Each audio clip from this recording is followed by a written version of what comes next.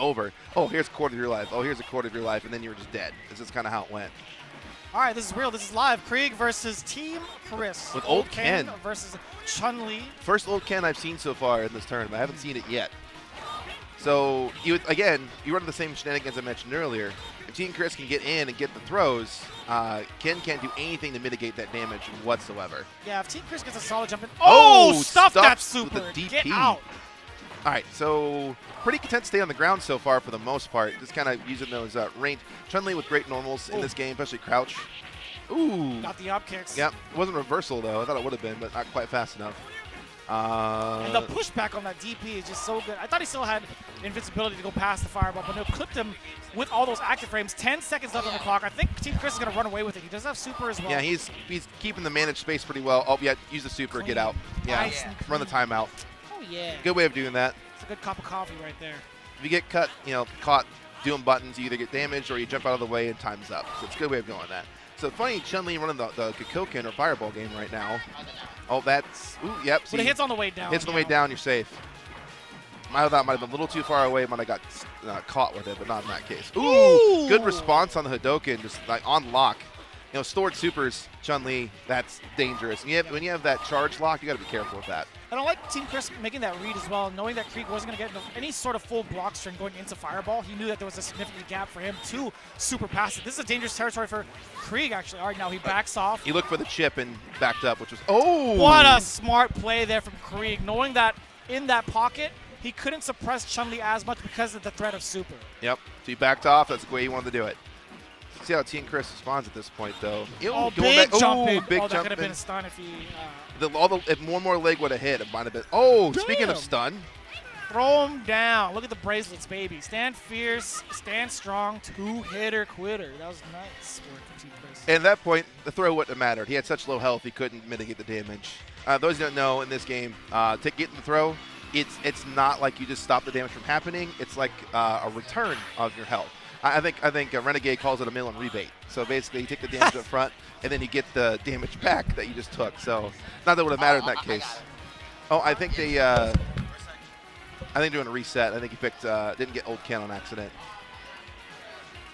Yeah, we are going to see a reset from Krieg. TeamKhris is up one game. I believe these are all, these are all 2 out of 3, right? I can't remember. They're all 3 out of 5. 3 out of 5. All Super Turbos are 3 out of 5. Well, God bless, because these games are fast. I mean, you can have 9-second rounds in this game. Yep. That's how fast it can go. You have 9-second rounds. So with the random damage, random stun, you have to have some variation on number of pools you can get, because if you don't, a couple big hits, next thing you're just done. So, as we're going back into it here now, though. First time I've seen that. No. See what I mean by random stun? That was 3 hits, done. Yep. And TeamKhris has just done such a great job spacing out those fierces, instilling Jump that fear, jab. and then getting these jump-ins. Just the delayed low forward. Delayed, very delayed. Like, I don't know if he was waiting for him to jump or what he was waiting for him to do. Just kind of sat there. Yeah, he did one kind of early to kind of bait out Krieg into doing any sort of reversal, and then waited again afterwards to catch Krieg possibly walking back. And that low forward is mad forward. Ooh, in the corner. Nice. Ooh, nice spacing with stuff with the DP. I think Chun was going to go for something there and got stuck. Oh, he tried it again. You saw the normal instead of the input. Yep. All right, so TeamKhris going to the Kokoken game here, which is not, it was worked out. Oh. Yeah, the trade-off. The fireball was just too slow. Little too slow. Big jump in and a bigger sweep going to Krieg.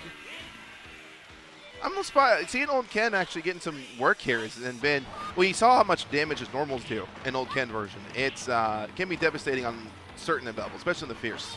His roundhouse getting a lot of work, though. Oh, nice work. Yeah, yep. just DP Low get forward past the and fireball. block. Woo! Air throw. I love seeing those. I like how the screen shakes when you land. You feel the impact on that one. Okay. What? Might have been a slight input error. Yeah. Finnenberg kicked the wrong way, but that's okay. Fireball battle. Like, now that's like the old days. Just everyone to sit back and see who can fireball faster until someone got hit. Going for the chip damage. Hope he pressed the button.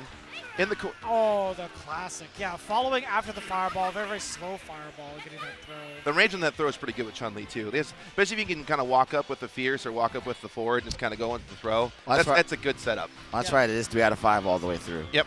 Those guys are joining us. So 2 games for TeamKhris. And what's good about Chun-Li is, oh, wait, the switch to Ryu. Okay. Ooh. All right. I like that. A little bit better fireball. Yeah, Fireball's definitely better. Significantly better. Yeah. Better DP. Better, Unblockable Tatsu sometimes. Yeah, the Yep. DP has like a bigger hitbox on it. Cross up Tatsu in some cases if you do the fierce. Just kind of, the roundhouse just go all the way around the corner screen. And Oh, ooh. DP the hell out of that sweep. Good call out there from Krieg. Sweep on that. Sweep. Pretty content. This is a Ryu game right now. This is what you want to do. You want to make your opponent come in on you and just respond accordingly. And Don't get happy with DPs. getting the neck breakers. Oh! Ooh, It just dissipates right at the end. Yeah. And the stored super there from Chris. Nice work. That was an instant reaction to that red fireball coming out. He took like 8 steps. He took it like LeBron James down the lane. He traveled and still didn't get the call. That was crazy. Yep. Go with the neck breaker setups here. Oh, no. Gets the block. No cross up on that one. See, just a little. Oh, see, you can't mitigate that. Oh, look at the health bar. 2 throws. Half your health bar is just gone. Can't mitigate it when you're old version. Oh, got the red fireball. No answer with the Kokoguns on their end though. You can get you can combat that on that distance. That's not a guaranteed thing for Ryu. You saw him buffering that super. Very dangerous territory. Oh. Okay. Krieg living on a pixel. Magic pixel, chip death. Oh, trade. Ooh, Trade on the crouching. It's like medium kick to sweep, if I'm not Yep. mistaken. Medium kick Krieg sweep. Falling to TeamKhris. A solid 3-0 for TeamKhris. Nice work from the Chun-Li player. I guess it's his tried and true. That's his. That's his go-to. Nice work there. From That's his TeamKhris. go-to. Very, very impressive stuff. Yeah, I mean, TeamKhris was pretty much in control most games. Now, when you first saw the switch to old Ryu, there was some life there. You saw a little bit of better DP stuffing, a little bit better fireball control. But TeamKhris just kind of adjusted. It's like, you know what? If you're going to sit back, I'm just going to rush it and just take it to you. That's exactly what he did. Did a really, really great job. And so one of the main things we talked about was the pressure with TeamKhris. When you're playing against an old character, you want to go for those throws. You talked about it all the time. You can't mitigate the damage. Yep. You cannot tech that throw. And it's crazy that Chun-Li just happens to be one of the best throwers in the game because she has an option to select within her throws. Yep. Being able to get fierces or stand strongs with those throws, kind of covering behind it. It's kind of hard to deal with, especially. She has 2 or 3 different setups into it too. She can do the low forward. She can do the forward fierce. She can set up the throw 2 or 3 different ways. That's very hard to see at that point. Or at least at that point, or that you saw earlier, he had the point blank super, which got stuffed unfortunately by the. Well, actually, I don't know if the slow fireball was smart. Like, I'm gonna knock you out of this by delaying the fireball, or if I'm gonna, hopefully just get something from it. I don't know if it was on purpose. It was genius. Yeah, doing the jab fireball at that time to kind of throw off the opponent's reaction to see if they can super through it. When it's so active like that, you have to do it at the very, very last second so that you still have the invincible frames kicking in past the projectile. Yep. I know like characters like, so Chun-Li is one of them, obviously, we just saw it. Balrog also one of those characters where they have like a forward advancing supers where you also store the super and walk 20 miles first Honda. before you have to gas up again. Yep. Same thing. Yeah, charge supers in this game. You have to watch it. You can tell, like, you have, like, Chun-Li, you talked about, Boxer, you talked about Honda, Vega. You have that charge, you have that stored charge. Can you charge partition that, or at least store the charge with Vega Super? Because I know it's like the diagonal supers. It's actually, I think it's to a point. Oh, the main thing with Vega Super, it's you're gonna hit it, it hits. Yeah. It's just an automatic. Like, it's gonna hit, so therefore it goes. If not, it just wastes the bar and it's gone at that point. So, I could be incorrect. I'm not perfect at this game, I was gonna but say, I'm pretty sure when I saw I wanted to know if there's any way to like charge down back, like do down forward, take a step forward a little bit, down back, and then up forward, and then go to the it's gonna call not setup, but like the animation, because he doesn't go into an actual super. No. It's only activated when he actually gets the Azuna drop towards the opponent. Yes, so correct. But I was wondering, like, maybe because I've never actually seen or applied that theory of storing his super since it's the charge super. Yeah, exactly. I don't know if like that one input could just be like, nah, we're not gonna keep it because it overlaps. Yeah, I mean, it's possible. As I saw, there was one good claw player yesterday I saw that was just the setups all day long with wall dives. And I think I may have saw a stored one. I'm not sure. I think this is when I was talking with Renegade, and we're talking about. I believe at that point he did have a stored super. At least I think, because I remember seeing the Vega walk, the claw walk forward, and then half a second later there was the super at that point. So That's I think it crazy. may work. That's crazy. I would love to see that. That's going to be some pretty strict execution. Yeah, so I think it was Pool C yesterday at Super Turbo, so I might go back to the archives and check it out and see if that's what it looked like. Yeah, you might be right, because I only did Block B with TeamKhris, and then I think you took over for the next block, right? Yeah. Yeah, okay. So that makes sense. We are queuing up for the next couple of matches, guys. For those of you just tuning in, we saw TeamKhris versus Krieg, part of Pool G, if I'm not mistaken. Yep. That was only the first match of the day. We just started here at CobelBreaker 2019. It's only been about like a little under 30 minutes. So we're getting our gears going, running on tournament time just a little bit. We are getting some people going, but there's a ton of people here in the New Orleans ballroom. You may not see it on the camera. Best believe these guys are all playing Vampire Savior, Third Strike, Super Turbo further on the left. The mystery game tournament's happening. That's a Midwest classic right there. Someone was playing, or I think the last game I saw being played was Karnov's Revenge, and I had PTSD of Justin playing that when he visited California. When he used to work at Family Fun Arcade for a little bit. This is when he first ventured into California and tried to make moves out here in the West. Yeah, I watched a little bit of mystery game pools yesterday. It's always fun to see just what they bust out. I saw one of the, no offense to the players, one of the absolute worst games of Doom Versus I've ever seen. Oh my gosh! They were running around and they weren't even shooting each other. They were just trying to punch. Like, you have guns. Maybe that was a rule set. I gotta ask now. If that was the rule set, no shooting, just punching, that's funny. just funny and evil. And then later on I saw Ace Combat 4 doing some flight simulator combat midair. That is ugly. Yeah, that's actually ugly. For those of you who don't know, Mr. Game Tournament, So it's like you're full of adrenaline. You're like, you're not getting any sleep. Yo, my man has a Surge T-shirt on. Surge Soda. That got banned from my school when I was there. Why? Because they said it was making the kids too hyper. Making them too hyper. So Surge literally got banned from my school. That's crazy. Growing up. Middle school. Shout outs to middle school banning soda.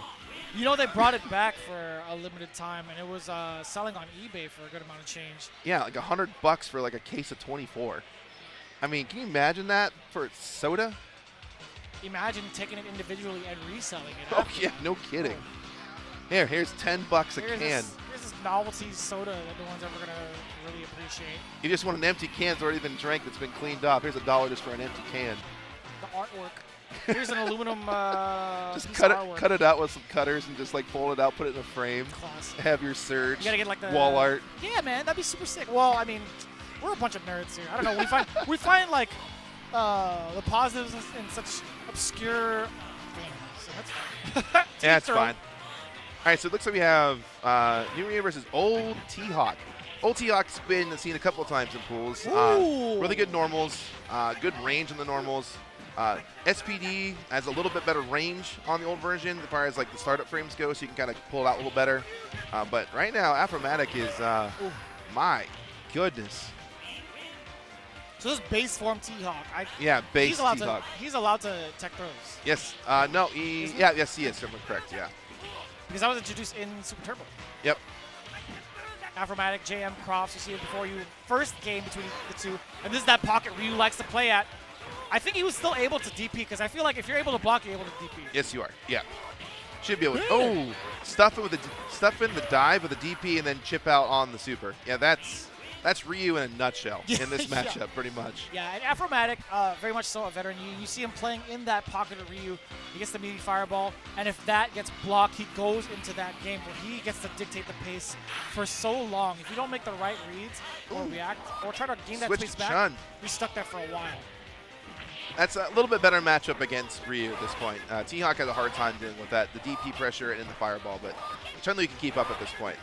Been very much a fireball game so far, though, which that's the classic. Everyone just throwing fireballs out to see who wins. But man, look at the inputs. There's almost no delay on those fireballs coming out on those. And it was a good amount of chip as well. Yeah. Jmcrofts just forced the block. Spends a super. Ooh, see, there's that cross-up hurricane. Man. Yep. And the chip out. Super smart. Really, really great call there from Afromatic. Very, very nice work. And he saw him with the jump in short. High priority. It's just such an active move. Jmcrofts wasn't ready for any sort of anti-air. Yeah, I like that. The classic. Short Tatsu going into the throw. The back throw for that. And look at all these pump fakes. I like that. The big jump in there. Afromatic keeping him in this pocket. Jmcrofts hasn't had to answer yet. And already into the super. He's dancing. He is dancing. Oh, that was classic. look at the short Woo! Tatsu into super. I mean, his feet were on the ground for like a half a second when that super came out.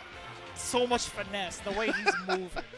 That was clean. That was quite the dance off for Afromatic. A second game already under his belt. Quit. Press start. It's DeeJay. Insert your coins. There you go. Mash. I heard those tokens go in. I love triple tapping the token button on Kylera back in the day. Just mashing. Going mashing to points. Gief. That's your boy. That is my boy. I always liked that portrait of Gief. Yep. I thought that was the sickest. The side throws there. Yeah. Russian pride. All right. Ooh, that was a nice string right there. Coming in around random Meaty solar Tatsus. plexus. Yep. Nice. Oh, Ooh, no, with he's the biting bites. him. Ooh, that was a fast mash That right there to was get out for one super bite. quick. Nice and easy from Afromatic. I feel bad for a stick after that mash up because he got out after one bite. That was quick. I like him getting these links too. Crouch strong or low forward. Opting over Tatsu right after Yep. to force this extra pressure for Jmcrofts. What is he going to do about that? At that point, not much. I mean, Gief has some tools as far as keeping his spacing or cutting in when he wants to throw. But if you have a Ryu is in your face and you're stuck in block stun, there's not much you can do at that point. Because even if he hits you, then you just take the full combo. If you don't hit, you're in block stun. There's not much you can pull out at that point. You can see how he's pushing out. Now the SPD wouldn't have been fast enough because the low short on Ryu is too fast on the frames that he can't even SPD out a low short. Now I'm curious. I did see. Well, that was a quick 3-0. We might as well talk about what happened earlier. Afromatic with a quick 3-0. Now I was curious in that sequence he did. Landed a hit, crouch strong, low forward, went for roundhouse Tatsu, and it hit on the backside of Zangief. If he were to stand block that, the full Tatsu, is there enough time for him to SPD punish? Yes. If you would have hit him in a stand block, it would have stopped him in front, and that would have been a free SPD at that point. Okay, because he cool. was crouching and moved over, no, there's not much you can do at that point. Because even if he would have stood up or blocked the Tatsu on the other side, He's gone. He would have It's pushing him back, pushed and him he's back moving the other further, and he way. wouldn't have got the hit. No. Right. Yeah. So if he would have stood blocked that, yeah, that would have been a free super if he would have had at that point. Yeah, very, very cool. Nice work either way from Afromatic, using a very, very strong Ryu. That link is no easy feat. I mean, you have to get used to it. There's a certain rhythm to it. You can do crouch strong, sweep into cancel fireball as well if need be. But I like that option of going crouch strong, low forward, and then the roundhouse Tatsu to kind of test what Jmcrofts was all about, if he knew what to do about it. And there was instances where he got hit twice over, so he wasn't too familiar with anybody going with roundhouse Tatsu. It kind of threw me off the first time too. I was like, oh, I definitely would have got hit as well. Yeah, exactly. Well, then you have the triple character switch too. You had didn't put the same character twice. It was it was Old Hawk to Chun to Gief. Zangief, yeah. So I mean, just trying whatever you could. But I was like, you know what? This isn't working. Go somewhere else. You know what? This isn't working. I'm gonna go somewhere else. Yeah. Sometimes that works out depending on character knowledge, but sometimes it's better off to stick with your guns. Yeah, I think he had a pretty decent fight with Chun-Li. I think he should have stuck to his guns there because he could at least contest the fireball game to a certain degree. Charged characters are always tough to use in my opinion. Yeah. And you're never gonna out fireball Shoto or at least ST Ryu. Oh yeah, exactly. In that regard. Well, we noticed too, Afromatic was getting a lot of chip damage on the fireballs. Oh, I mean, yeah. there was easily a good 10 to 15% damage on each round that he was getting just off chip damage from fireballs, which is why you saw him busting out the red fireball more often, just kind of accentuate that chip damage just a little bit more as much as he possibly can. Which is what you want to do as Ryu. You establish your dominance from mid to long range screen, set up the fireball game, and if you get them in the habit of jumping over the fireballs, have your DP store at that point, just do the DP, and that may just lock down that portion of the screen. Now, TeamKhris was able to also, I'm not saying TeamKhris, Afromatic was also able to just kind of jump in and rush down at the same time. Oh yeah. He had both options available to him. So Afromatic you can tell, was no stranger to Ryu in this Not matchup. at all. The amount of gray hairs he had in his head, he was definitely in the ringer with Super Turbo. The way he played, there was just so much finesse.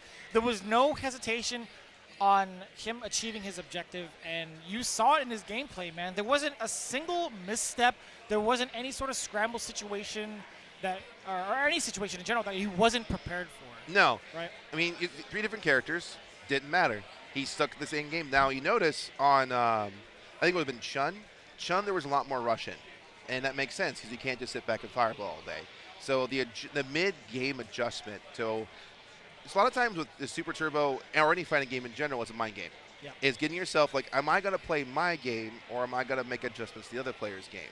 And at this point, Afromatic basically just played his game the whole time. He goes, no, let's go have some fun and just rush down Ryu, which you don't see all that often. Yeah, and he tested it with against the likes of Jmcrofts, base form T-Hawk, SD Yeah. T-Hawk. No, Super T-Hawk. Yeah, he was using regular T-Hawk is what it was. And he was pretty comfortable playing his game first. Didn't need to make any like major adjustments up until the character switched to. And it was just one of those things like, oh, I see this character, I'm going to play this way. I see this other character, Zangief, now I'm going to play this way. You saw blatant changes in his gameplay, but man, he didn't skip a beat when he did so. He went plan A, B, or C. And Exactly. just executed the plan. Well, we noticed too, especially the Gief, that last match, it was quick, but you still saw some of it. The normals he was using point blank with Gief was designed to basically stuff or either do one of two things. Either get Gief stuck in a block stun, or get Gief stuck where he tries to pull out the SBD, and instead he gets hit by the crouching shorts, which then can confirm into Fireball, confirm into Super. We could tell he knew how to set up that play, knowing that Gief, there's not much you could do in that corner. Yeah, we saw that pretty well on in the 3-0 over Jmcrofts. We do have another match queued up and ready to go. We are getting these two individuals settled in. Unfortunately, 10 a.m. DQs. It happens in these pools. Yeah. It happens. We did suggest that we possibly played, but I don't know if the chat wants to see that ever. Yeah, I don't know if you want to see that either. I'm not sure. Yeah, I'm pretty sure they would call me out. They'd be like, yo, who the hell is this guy? Yeah, I kind of feel the same way, to be honest with you. It's like I said, I go Ryu, and I'm not terrible. I know some of the confirms in the Super. I know my lockdown is crouching, strong, and just Fireball. Nice. If you do that right in the right time, you can link that, and it works pretty well. But for the most part, no. My problem is I am a blame the controller type because I feel like I swear I'm doing something and it doesn't happen. I know it's just my muscle memory is just lax, and that's why it's not doing what it's supposed to do. I feel you. I definitely feel you in that regard. We got Soupbase versus version 314. That's VER, Ver 314. 314. So Soupbase, and we have Ver 314. It looks like I think it says here. I'm looking at the list. Is like New Mexico. New Mexico for version 314, and then Yep. Soupbase. Completely unknown, under the radar, an extraterrestrial here at Combo Breaker 2019. We have no idea who he is. I'm totally kidding. Personally, I haven't seen his name before. I've seen a Mr. Game a few times. I saw his name show up, I think, last year a little bit in Super Turbo. I promise, off the top of my head, I don't remember what he played. But yeah, we're at Combo Breaker 2019, playing some Super Street Fighter 2 Turbo. Hell yeah. We're in Pool G. Seen some crazy things so far.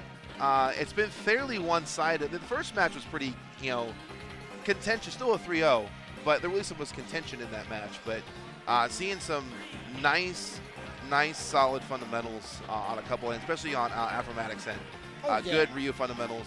I love to see that. Yeah, this is where the fundamentals come from. This is where Turbo kind of set the standard of the footsie games, set the standard of the spacey games, set the standard of the throw setup game. That's where it all came from, and everything just kind of evolved from there. So Super Turbo, if you want a game to just work on purely your fundamentals, Super Turbo is a good place to get used to it. Doing a button check here. This is where it all began, baby. So yeah, these guys are going through just some of the motions to make sure that they get the best game they possibly could. They don't want to disrupt the integrity of the tournament. They want to make sure their sticks are working properly, the characters are chosen that they want. No, we'll just play it out. It's Super Turbo, whatever. They want to play at their maximum potential, as you should. Yeah, you should. Yeah, and the cool thing, we're running on Super Guns for almost all of these, which is direct arcade, as the game was meant to be played. And there's cool things you can do with the controller set, with the USBs, with the disconnect, holding on the 3 punch buttons. It resets. You can set your button controllers at that point on the fly. And what I like about it, too, it goes instantly back to the versus screen. There's no load times. It's just an instantaneous gameplay, which is part of the reason why it's 3 out of 5 and keeps the flow going. I know yesterday my pool in Super Turbo only took like an hour and 20 minutes. That is quick. It was over. Damn. It was just over. Now, we had quite a few 3-0s, which was part of the reason why it went as fast as it did. But it was a fast bracket. Yeah, Very fast we bracket. experienced that yesterday with the pool I was commentating with TeamKhris. We actually ended about like 25 minutes early. I was like, well, damn, I don't know what to do. I don't know what else to do with my hands. I gotta Go get some water. Yeah, Take man. a break. So I think we're still doing button check at this point. I'm not sure what though. Yeah, he's. I think the concern is I don't think the stick is matching up with the buttons right, and so he's trying to make sure the buttons work. I think that's what's holding things up just a little bit. It didn't help that Blanka went for the grab. He was trying to toss the buttons like, what the hell, man? It's like, But yeah, all jokes aside, they are still setting up the peripherals here for Super Turbo. We thank each and every one of you guys joining us here at Combo Breaker for Super Turbo. We do have our sponsors to the left, presented by Samsung Simple Mobile. Man, we've hit it big with Combo Breaker. Now, we had a ton of other sponsors throwing it down as well. We have the slide that, there it is, boom, Astro, Gaming Generations, you name it, right? All these pro circuits coming together. A lot of other companies like Paradise Arcade being one of them. I know they're working on like this new stick where you could adjust the sensitivity of this stick, I've heard. So don't do that to me. That's my collection. I collect arcade sticks. That's an expensive hobby now. Yeah. Because, like 10 years ago, bet your there sweet wasn't- ass it there, is. there wasn't that many arcade sticks, right? Yeah. Now it's like there's one coming out every couple of months. Like, you're killing me. Well, and you see the ones with Vitrix out there, where they do the laser engraving? Yeah, Oh those, my goodness. Those sticks, That's those just... Victrix sticks go Yeah. for $350. Yeah. Well, and since they have the in-house booth here... What was that? Oh, no worries. No Yeah, worries. No worries. Yeah. we'll I mean, pitch it. you can custom decide, like, hey, I want this on it, I want my name here, I want this logo symbol here, and they'll just laser engrave the stick for you right here on site. And it's just, they're beautiful. They're amazing. It's super cool. It's really, really cool. I saw Justin Wong's Victrix stick. He has a full-on artwork with his own label or his brand on there. It looked really, really clean. I had the luxury of playing on that bad boy yesterday because it was at the Victrix booth during the 24-hour casual stations. And it's not bad, although I don't have $350 to pay for it. I personally can't do it. I know that I want feeling. to say I do. it's a great stick. Don't get me wrong, it's a fantastic stick. It feels great. I cannot afford it. Yeah, I'm in that boat too. As I mentioned to you earlier off stream, it's like, I took the Guile advice. I went home to be a family man.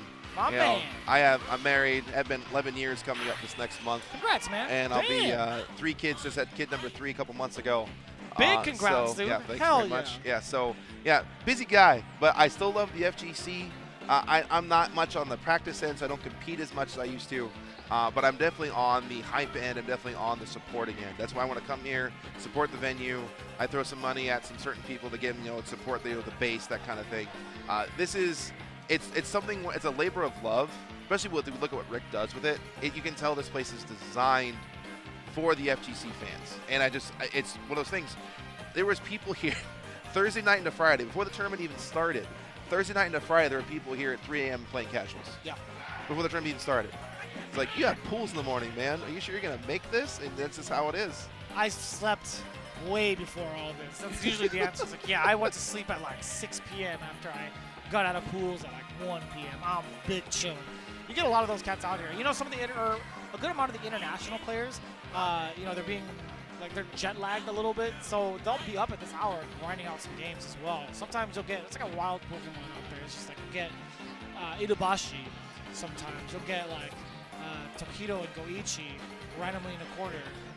Shout out to Idabashi, Gief. I'm a fan. Being a Gief player myself, I'm a fan. The big churner right there. My man has mashed more 720s than I can possibly count.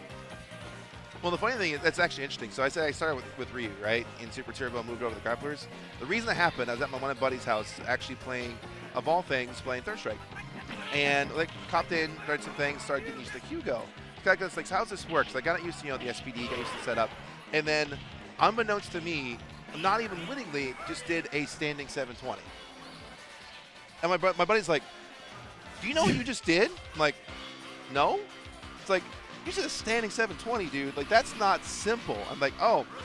I didn't know what I even just did. I don't understand what's going on. And so at that point, it grew my love at that point for the big guys throwing down the 360s and 720s, doing the setups. It's a good time. That's actually crazy. Standing Oh, yeah. Yeah, if you could only see the look on my face when you said it, I was like, what the hell? That is Now, actually since crazy. then, I can't do it anymore because most of them don't practice as much as I used to. But there was something I'd bust out once in a while, just sitting there like, boom, no, 720. I've always tried to figure out. I mean, there's the screw method that Older David talked about. Yep. I've never figured it out myself. Can you elaborate on that? Or Yeah, screw method. So basically, it depends. Well, you notice a lot of people, it's more common on stick just because the motion's much more clean on a stick comparison. So the screw motion, you bring it up. There's actually a way to cheat out the 720. You don't have to go the full 2720 in motion. Okay. You just have to have, I think the technical term is like the 660 degree is all you have to get on that point. And you bring it up, what you can do, if you bring it up from back, you can then, at that point, bring it around. And if you can just go all the way around once and bring it back to forward before you get there, it's enough for it to read the 720 motion and just go forward and grab. Now, that's not easy to do because you have to make sure you get it fast enough where it doesn't launch in the air, because the problem with the screw method, if you don't get it down pat, you'll just keep jumping. You'll just keep jumping into the air over and over and over again, and then you're just done. You'd have to do it within the pre-jump frames, I would assume. Exactly. Right? Okay. Yep. That makes sense then. Yeah. I've always tried to do that, but I was in high school. I was like, yeah, I'm not. I've seen it once. I'm like, no way. I could never do it. I didn't know about the screw method up until like a couple of years ago. I'm all right. I'll just stick to Yun. I can't even do like Kara palms, man. If I can't do Kara palms, I can't do screw methods. I'm big shot. Honestly, in most cases, it's not worth going for it anyways. You're better off doing the setup into it. It's much better, safer, and more consistent. Yeah. So that's why most people do that. Is this live now? Are we live? Are we live now? I assume so, yeah. Okay, good. All right. So we have DeeJay versus Boxer. Soupbase versus Ver 314. The classic, yeah. Grab into duck under into grab. That was clean. Yeah, and it's kind of terrifying. You have to low forward. You have to check the low, so they have to low block that. If they get it meaty enough, they can link it into crouch strong dash punch. And even so, they can do dash upper if they're caught ducking and they miss the side, because it's very ambiguous. If they get hit with that, with dash upper into another throw, you're in that same vortex, man. Yep, you're still in there at that point. That's right. Oh, cross up on the jump over. Ooh. Oh, that could have been a gang of damage. I love seeing it. It's so cool. Yeah, rock those maracas. All right. Boxer holding the charge pretty good. Sitting there. Nope. DeeJay sweep out. I think that was supposed to be. Ooh. And it's so tricky with twice in a row. Yeah, characters like Bison, right? Even if you try to cross him up, if it's not deep enough, you're not going to get the combo because of his stature and his hurt box. It's significantly higher. You got to mash out that. Oh, that was better. 2-hit mash out. That's my 6? fists no longer have your blood on them. It's just my forehead. Was that 6 headbutts? Is that what that was just now? Oh, got to mash harder. Wasn't no Super Turbo. That's those grabs with the multi-hits. Yeah. The more you can mash your controller or your stick, the faster you get out. And that was a 6-hit. I don't know. That was a resignation. You have to rotate the stick as well as mash the buttons. Same with third strike. Same with third strike, yep. If you don't if you don't churn the stick, you're not preventing the hits either. No, you're not. So, yeah, a little more mash out would have been good on that case. But, oh well. So, quick 2-0 right now. Ver 314 on Boxer. Just asserting some dominance with the setups. I think one of the things he can do to prevent that situation from happening is after the normal from the throw, he could do reversal up kicks with DeeJay. But he's not even going to get that chance. Maybe somebody should... A good amount of chip on Boxer Super, too. I mean, it's multi-hit. Good amount of chip on Boxer Super. Yeah, again, one of those supers where you can actually store, walk forward, kind of deceive your opponent. You actually hide it within a dash upper or any sort of dash punch. You can do a dash punch and then delayed super to kind of throw your opponent off guard. So that time he opted for the low jab to try to set up the uppercut on the cross under, but got blocked, thankfully, in that case. At that point, the 50-50 game is really strong. Ooh! Nice work from Soupbase. I mean, from 3/4 of the screen, he had to do something about that all the way down. And he had low enough health, he could have been chipped out if he wasn't careful. Ooh. There's a helicopter landing in the building now. That's got to be the mystery game. All right. Oh, here we go. Back cross under. That's 7? Oh, he mashed out of the first or the second one. That was I mean, cross under grab, cross under grab, cross under grab. you can't be mad at that. No. Not at all. Nope. Because this game's been around for a long time. You should, Yeah. you know, at least have some sort of idea. Don't lose to it again. Well, that's where DJ's a little bit of a disadvantage in the matchup because of the charge motions needed to do what he wants to do. As far as his get out jail free cards, he couldn't really. I mean, he had charge on it, but he kept doing it from knockdown over and over again. There wasn't much he could do at that point. I mean, you had air. Well, you have the sweep knockdown in Super Turbo. You have what's called the full knockdown, and then you have what's called like basically the the full screen knockdown, so to speak, where you get knocked further off as far as that point goes. I think like Dhalsim Super has the full screen knockdown. Okay. I think I forgot the other. I think. It's a Boxer. It might be Dictator. Who has the full screen where it just launches the character when it's done with the knockdown at that point. So I think that point with that. Does Honda have that with the Super as well? I think Honda has that. I think it's just full. I think it's just a full knockdown, not a full screen. Oh, okay. I think it's just a full. Gotcha. Yeah, 3 times knockdown in this game. As far as how that works. So you don't think like maybe DeeJay could possibly reversal up kicks in that situation after the grab, the block normal, and just immediately go into the up kicks with DeeJay? I mean, well, you're doing air recovery, so it might work. Well, it'd be. I would think it's like it's throw, and then after the cross, and since you're holding the down charge, he hits you with a meaty low forward, and then immediately after that, go for the reversal. I think that would be the optimal I way think to yeah, do it. that would like go for the reversal up kicks would be his best route at that point. It didn't look like he was holding charge very often though, so I don't know if that was an option for him at that point. Yeah. He was holding charge when he got him back for his fireball. I didn't see a lot of charge down for his. Well, actually, I don't think we saw an anti-air that entire time from DeeJay, did we? No, not So once. exactly. So I don't think we ever saw it. So I don't think that was even on his mind for game plan wise. But yeah, that would have been a good way of going about it. So one of my favorite call signs this entire tournament: BathTub Leviathan. Yes. That sounds terrifying. Midwest local. By the way. Oh yeah. Well, I like how we talked about Renegade mentions. It's like saying it's like a big fish in a small pond. It's like a cooler way of saying that more or less. Got a BathTub Leviathan. That's. I mean, I'm just imagining like the imagery in my head. Cthulhu. Scares the hell out of me. Yeah. Cthulhu. Cthulhu in a bathtub.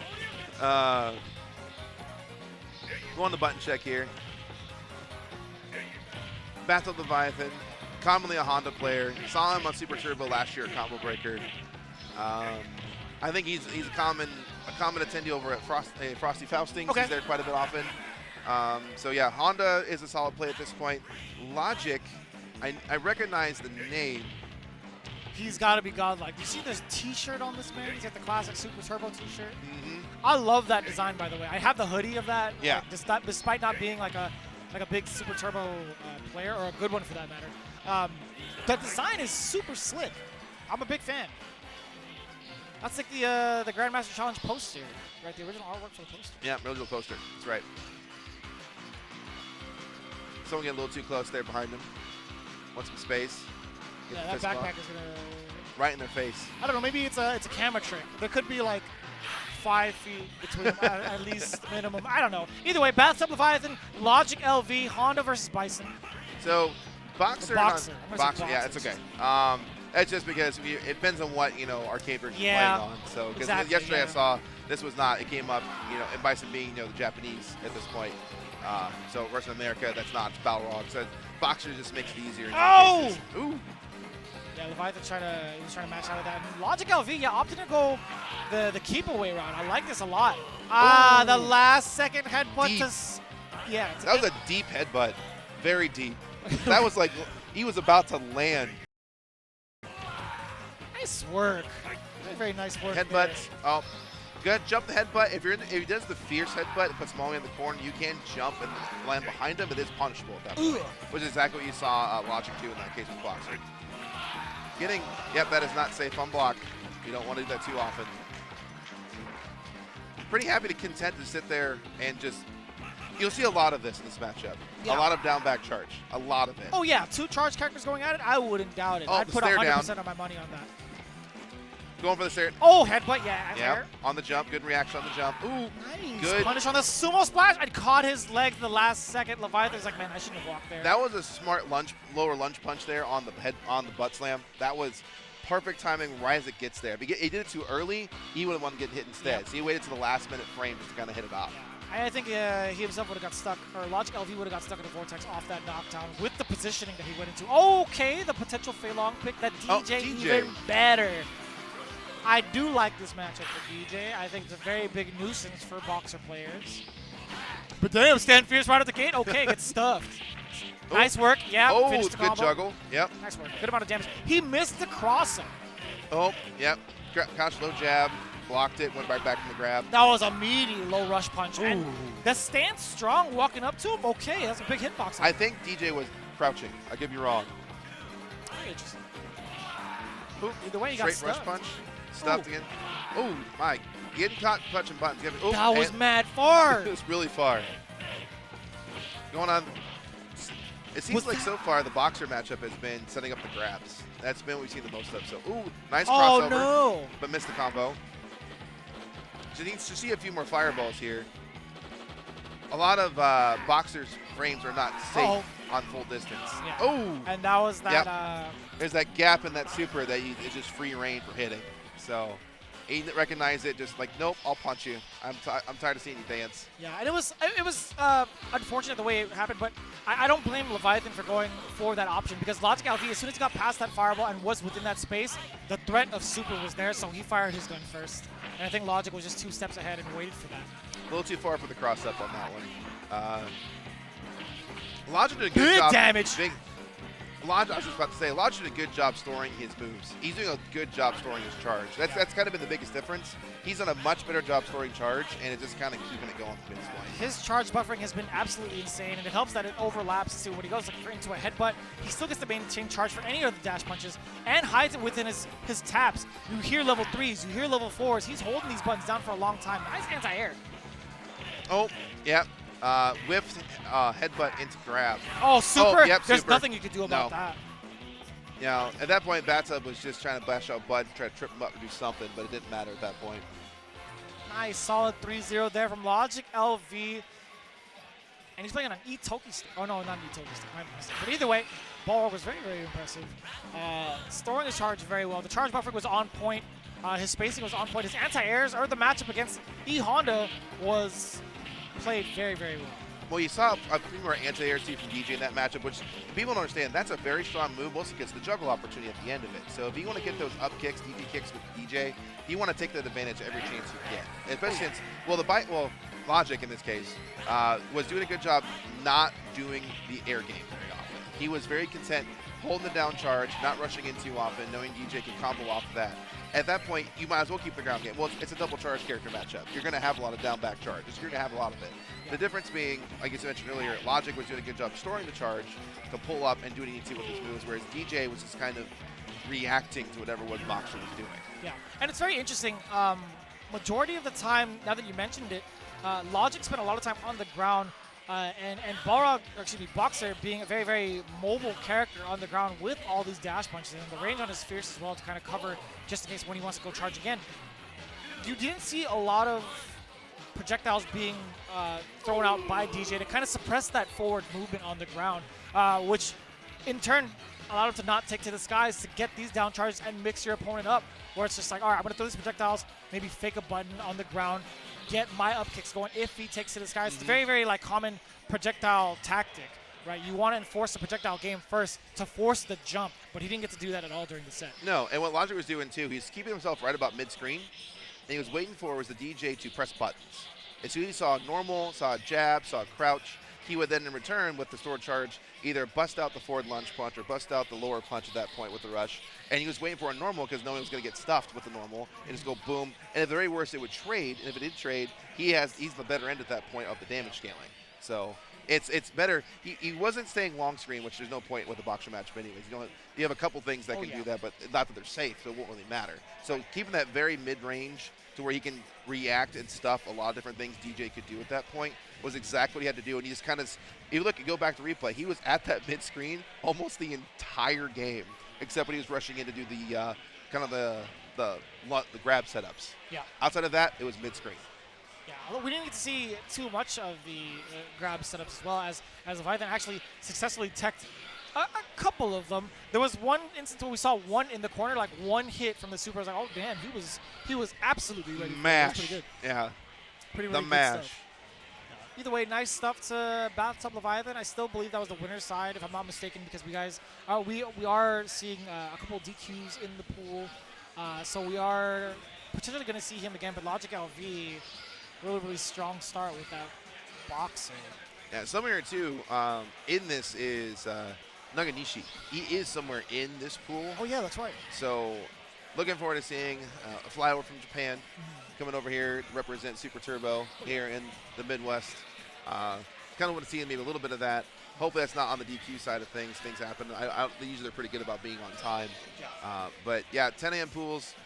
It happens. It's well known here. I mean, I know my first tournament here, I had a 10 a.m. pool in Street Fighter 4, and I made it to winner's semi off purely DQs. That's godlike. At 10 a.m.? Yeah. I mean, purely DQs. I feel like 10 a.m. is reasonable. Yeah. Like back when I played in Street Fighter 4 as well, my first 3 years of competition, I always had 8 a.m. pools. Really? And I made it out because DQs. All right, guys, we're going to take a 7-minute break. Well, looks like we're going to an ad break now. We're at Combo Breaker 2019 on Cleric. This is boom. Vicious. Let's get Look it, at baby. the screen. Vicious FGC. We appreciate you guys tuning into ShenTurbo. We did our G block here. We're 1 hour into it, but do not go anywhere. We have another block of ShenTurbo right after this break.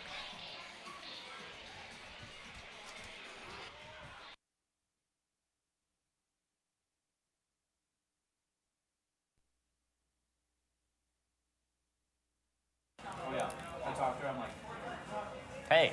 Oh, I didn't see you there. Sorry. We're going to take a quick break.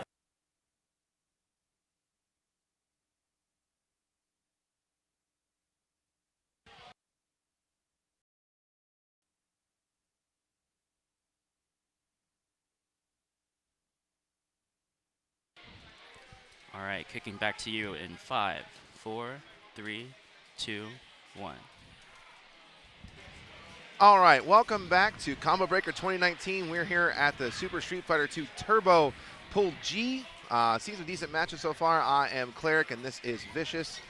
We are thoroughly enjoying ourselves. Super Turbo is always a great time. Gotta love the old man games, but old man games with hype is a lot of times though too. Oh no, for sure. We get to see some of the best and the brightest, I guess, or actually maybe the dustiest, if not any. No, all jokes aside, we have a dedicated room here, the New Orleans Ballroom for Combo Breaker 2019 for a lot of the older games. Super Turbo being one of them. Third Strike. I think there's Alpha 2 somewhere. Alpha 2 is over there, CVS 2, saw some VS, Vampire Savior. Yeah, that's actually being showcased right now on, I think, Vampire Arcadia. Yep. And then we have the mystery game tournament still going underway. They're playing. I think they're playing FIFA? rugby. Oh, it's rugby? It might be. I think it's more rugby. Yeah, it is rugby. They're playing rugby versus AFL, rugby versus. That's funny. That is hilarious, by the way. You guys. Mystery game tournament. You literally never know. It's great. It's one of my favorite things about Combo Breaker is the fact that they have, one, so many side tournaments, two, a mystery game tournament. Yep. And big shout out to Casper. Unfortunately, we have to hail him as one of the gods because he won a mystery game tournament. Unfortunately, I don't know who let him do that. For those of you guys in the Midwest that are in the know, how could you let him do that? Oh, as I mentioned earlier, Nakanishi is in this this pool, and as I said it before, right before we went to break, there he is. My man, flying in all the way from Japan, did participate in Street Fighter 5 as well. I had the opportunity to commentate his pool as well. And then on the other side, we have Moomaster. I have definitely heard the name plenty of times, but I've never actually met the guy. Yeah, I believe he is a Cammy player. I know this is button check right now. I could be wrong though. But it'd be Ryu versus Cammy, which would be fun. I haven't seen a lot of Cammy so far in the pools. I thought there'd be a few more, but I haven't really seen it too often yet at this point. One of them in the pool that you mentioned, for those of you guys following along on Smash.gg, is Silent Scope in the G pool, which is what we're going through right now. Famed Cammy player from Southern California. He can play anybody in the roster, really, but he challenges himself playing Cammy. And then I hear James Chen in the back of my mind. I was like, yeah, Cammy is just the worst character, man. I put myself through the ringer. Every year against Valle, I try with Cammy, and it's just, it's an impossible matchup, but I somehow do it. Right. Yeah, I'm not gonna lie. The way that sounded in my head, if I would have closed my eyes, I would have swore that might have been James Chen with a cold. I would have been about CillGod, so it would have been. It's pretty close. I'm not gonna lie. I'm still working on it. Hey, Still working on better than I could do. But no, we have Silent Scope. He's in the pool too. See if with Cammy. Got 3rd place last year in Super Turbo here at Combo Breaker in 2018. No joke for a lot of obvious reasons. Cammy is one of those players that can be explosive with the setup, hooligan setups, and just the general strength of Cammy's normals. You won't see too many on the dive kicks, but you will see plenty on the hooligan setups. You will see plenty with the DPs she uses. Very fast startup on that move here in Super Turbo. Interesting. Just overall, generally just strong character. Okay. Yeah, her low forward is actually pretty lengthy in this game as well, but it's significantly harder to hit confirm a low forward into spiral arrow, and it's just not the same. No. And this is like the first version she ever came out. This is her Debut. introduction, her debut into Street Fighter, right? So best believe she had some very, very interesting movesets to her, where it's just like it wasn't too optimal. Everybody else in the roster had significantly better choices and better damage dealing output. So she was granted a DP, low forward into spiral arrow. You know, was mediocre from what I've seen. I mean, I saw a resurgence recently with Cammy. Another good example of resurgence lately was Fei Long. Fei Long believed for the longest time to be an underutilized character, not used as often, and seen a lot more lately in the tournament scene, especially in Japan. If you suggest it, look at some of the Japanese Super Turbo streams and watch some of their Fei Long players. It's some of the crispiest play you will see. I know Ultra David dabbles in some Fei Long if he's playing against scrubs, aka me. When I would play him, casually, he would always like have a certain like layer to him where he's like he would go Fei Long first. Like, if you can't get past my Fei Long, there's no chance. Yeah. And granted, is that going to be you're going to learn today kind of mentality? Was that basically what that was? You're going to learn today? But it's always fun. That's the crazy thing. Even if I'm losing against Ultra David, or in general, if I'm losing in Super Turbo, I'm still having fun. And that's a rarity nowadays. Oh, this game is still a lot of fun. Yeah, you know a game has done something right when even as you're losing, you're still having a good time. Yeah. That proves you've done something right at that point. And I'm not a guy that likes to lose. I'm a very competitive guy when it comes to fighting games in general or in life, right? Super Turbo and 3S are still the 2 games where I'm like, damn, that was sick. All right, you got me. Like, I'm chilling. So Nakanishi will definitely be on Ryu as he keeps his standard, at least he has been at this point. Oh, and as I get proven wrong. Commentator's curse, the classic. Yeah, don't predict. It's a bad idea. Moomaster going with Claw, though. Wait. I think he's doing another button check. I am looking at the screen. You know the button checks look like?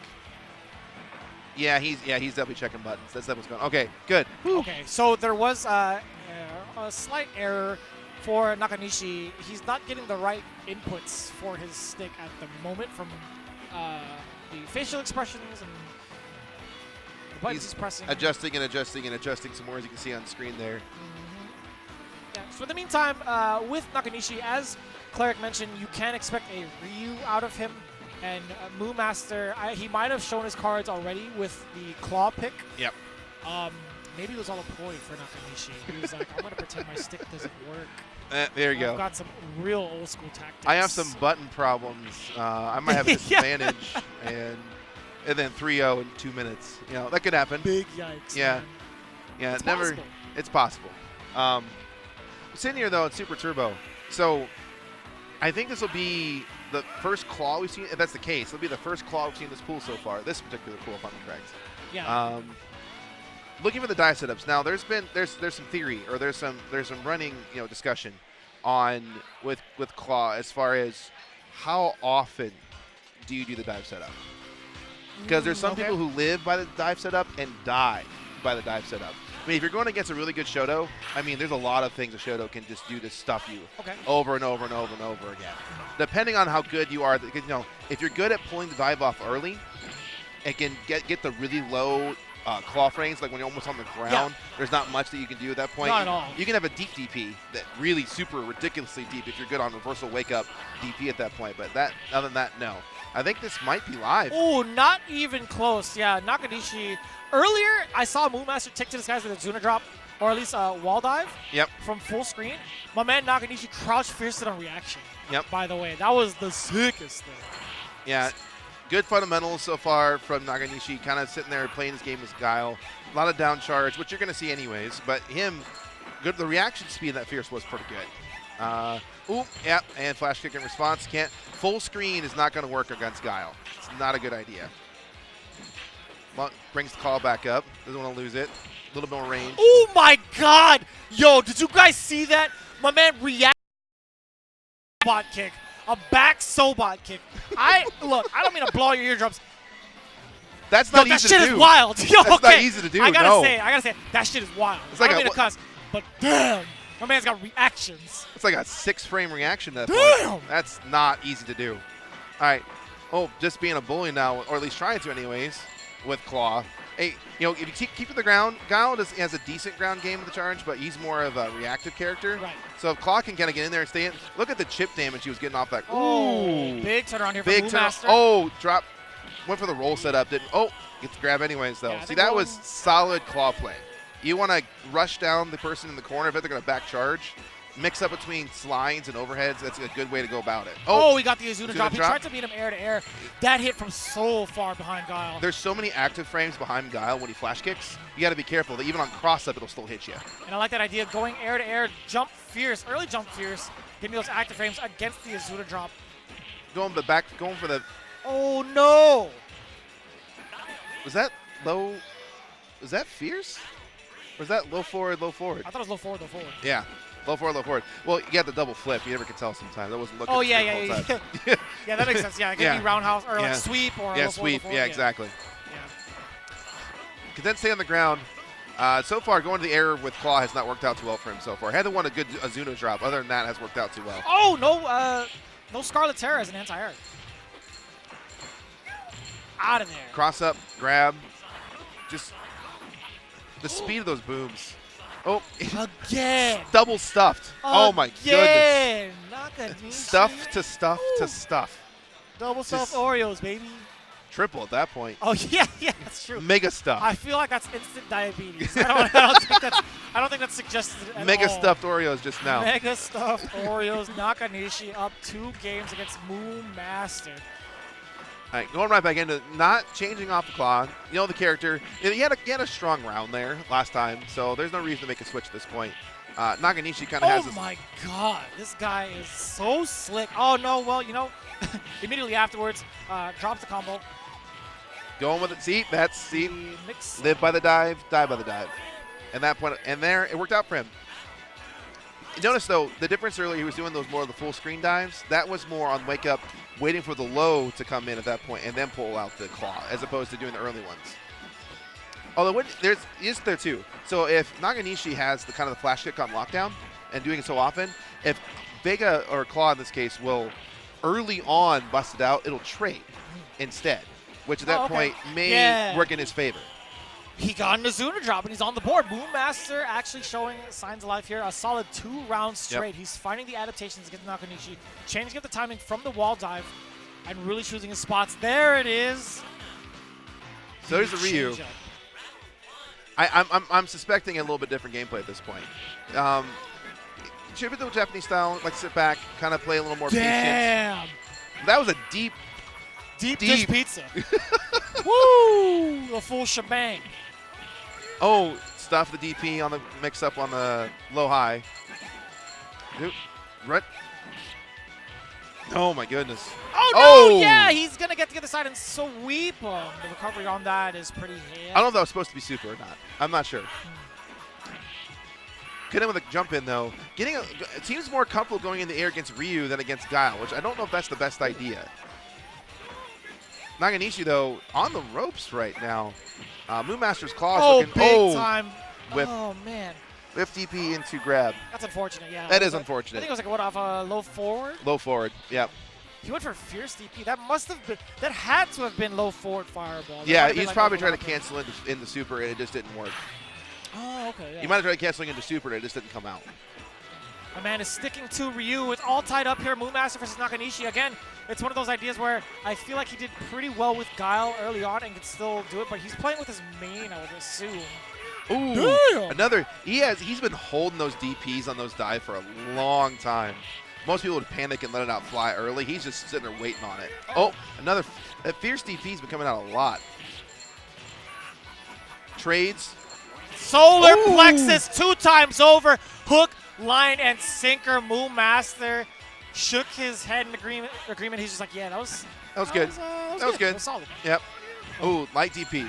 Need to see more of that. That's a very good option against Vega. Light DP can stuff a lot of things Vega tries to do. And then cross up Tatsu to enforce this pressure, but more so to build this meter. He has super on deck now. And the delay, low forward, and then the super. Yeah, nice whip low work. forward into super. Excellent work from Nakanishi. Yeah, had him locked down for a quick second. Moomaster thought it was time for him to move. Not the case. Super was coming behind it. It was a very, very close set. See, I'm not.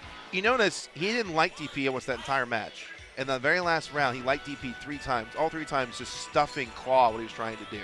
So, I mean, light DP is a very good option against Claw. Yeah. It's on the block or on the setup, or if you whiff on a big deep dive, you can land and kind of respond still to Claw's move in. So, yeah, busting out light DP 3 times in a row, stuffing all 3 times was the brilliant idea if you want to do that matchup as Ryu against Claw. You want to do that more often.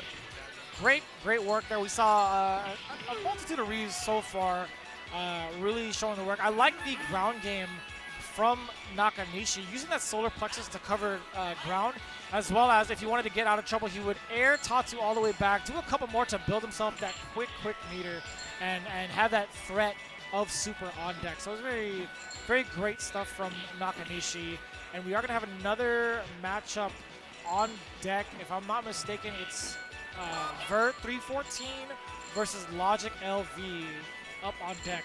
Yeah, that does appear to be correct. Boxer on boxer. Boxer on boxer is what it should be. Yep. Yeah, so Vert 314. I'm switching it up every single time. I'm going to keep you on your toes. He was, for those of you that are just tuning in on stream, he was the guy who threw his opponent over and over again. I mean, if it works, it works, right? If they don't have any answers for it, then now, it was against Soupbase. Yeah, Soupbase, yeah. So if you are hopefully playing against a boxer, you know that setup pretty well on your own. So you'd hope you know some counters to your own shenanigans, shall we say? Yeah. So boxer on boxer. Now, this is going to be, of course, more charge characters, more down back, more store charge, we can move in. But boxer on boxer, you have to be careful with one specific thing. The low lunge punch is going to be the deciding factor because it goes well against people who are headbutting too often.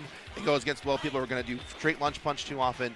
That low lunge punch is going to be could be a potential deciding factor between the two boxers. It's something, if you have that down at a right timing, you can stuff a lot of what boxer tries to do. Busting out some practice Tatsus here. Yeah. I just love the sound of it. Yep. Like how I'd like some pound cake. Yeah, I'd like some pound cake. Yeah. I like the splashy fighter version of the Tatsus. Yep. It's a pound cake. I'm like, this is sick. This is exactly what I thought it was when I was a kid. Yeah, I'd like some pound cake. Yep. Yeah. Oh, he has those? Yeah, he does. That's so tricky. That's very tricky. Well, you notice, we haven't seen it too often from the Ryu players, but that fierce Tatsu, you have to basically commit to stand blocking it so that you can do the setup. If you don't, if you're stuck crouching, you don't want to take the chip damage, because a common thing to do with both Ken and Ryu is to do Tatsu for chip out, because it can do multiple hits and do the chip out after you get the cheese. No cheese in this one because it's not third strike. You don't get the special, little symbol up there. We have like with CVS2, the cheese. But you have... it works very well in this case as far as chip out goes. So you might see that more often. I haven't seen it too much yet. Is this?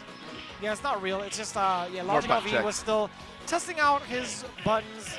Vert going for the Balrog, just killing off the character. We are going to get underway just momentarily. It's going to be boxer on boxer action. Holyfield versus Tyson. All right, here comes the new challenger. So should be ready to go at this point. Well, this will be interesting. So if one of the boxer characters gets on a roll, this is where you can see that 9-second round. Yeah. This is where you can see it. Because they both have just ridiculous damage off of normals, even more ridiculous damage on their specials. So depending on who establishes dominance here, that's it right there. He already had Ver 314 is already sitting there looking at the low rush punch. He's already 3 times now. He knows that's the move to go on this matchup. It's the second time LogicLV got his low dash blocked and then covers it with the stand fears just in case Ver wants to reversal. That's 2 times over he got stuffed. And that very, very active crouch strong to kind of preemptively stop any sort of dash punches. But the low dash is just so far reaching that it's hard to stuff. Ooh. The first throw given LogicLV. Oh, counter throw! Yep, that's Ver 314 doing the mix-ups with the shenanigans and grabs again. That's the classic. Yep. Turn around trip punch out. into headbutt and then Yep. just delayed super. Delayed the super. classic. Yep. Also had the whiff rush punch into grab, which was the start of the whole thing, which was very good. So as mentioned earlier, lots of low lunge punches. You're going to see a ton of it in this matchup, depending on how it works. Because it's just a good overall stuff to a lot of boxers' moves. Getting more shenanigans here. Oh, blocks the low into grab. Oh, he backs away. He doesn't Backs go away. He should have just stuck to it. If it works, man. Yeah, if you're hustling, keep going. No reason to quit at that point. LogicLV, very strong. Oh, we got the Granny Smith apple. I was lied to. He held the button down. All right, well, whatever. Ruby red gloves. Yep. Masking the blood. My fists have your blood on them. More of the same. So we're getting, low lunge punch. Low lunge punch, low lunge punch. Oh, Yeah. Ver 1314, Oh, no. a little bit too far. You little too see, far. he stand blocked after walk back just a little bit. That's why he got strong instead of the actual grab. But there's a decent range on that grab. Damn, that was a hefty tap. Yep. He's got to get the chip damage in at that point. Got the life lead, keep it up at that point. And Ooh, the classic, no, yeah, nope. dash, upper, teched out of the throw in time. Nice trade-off, benefiting LogicLV getting the first round.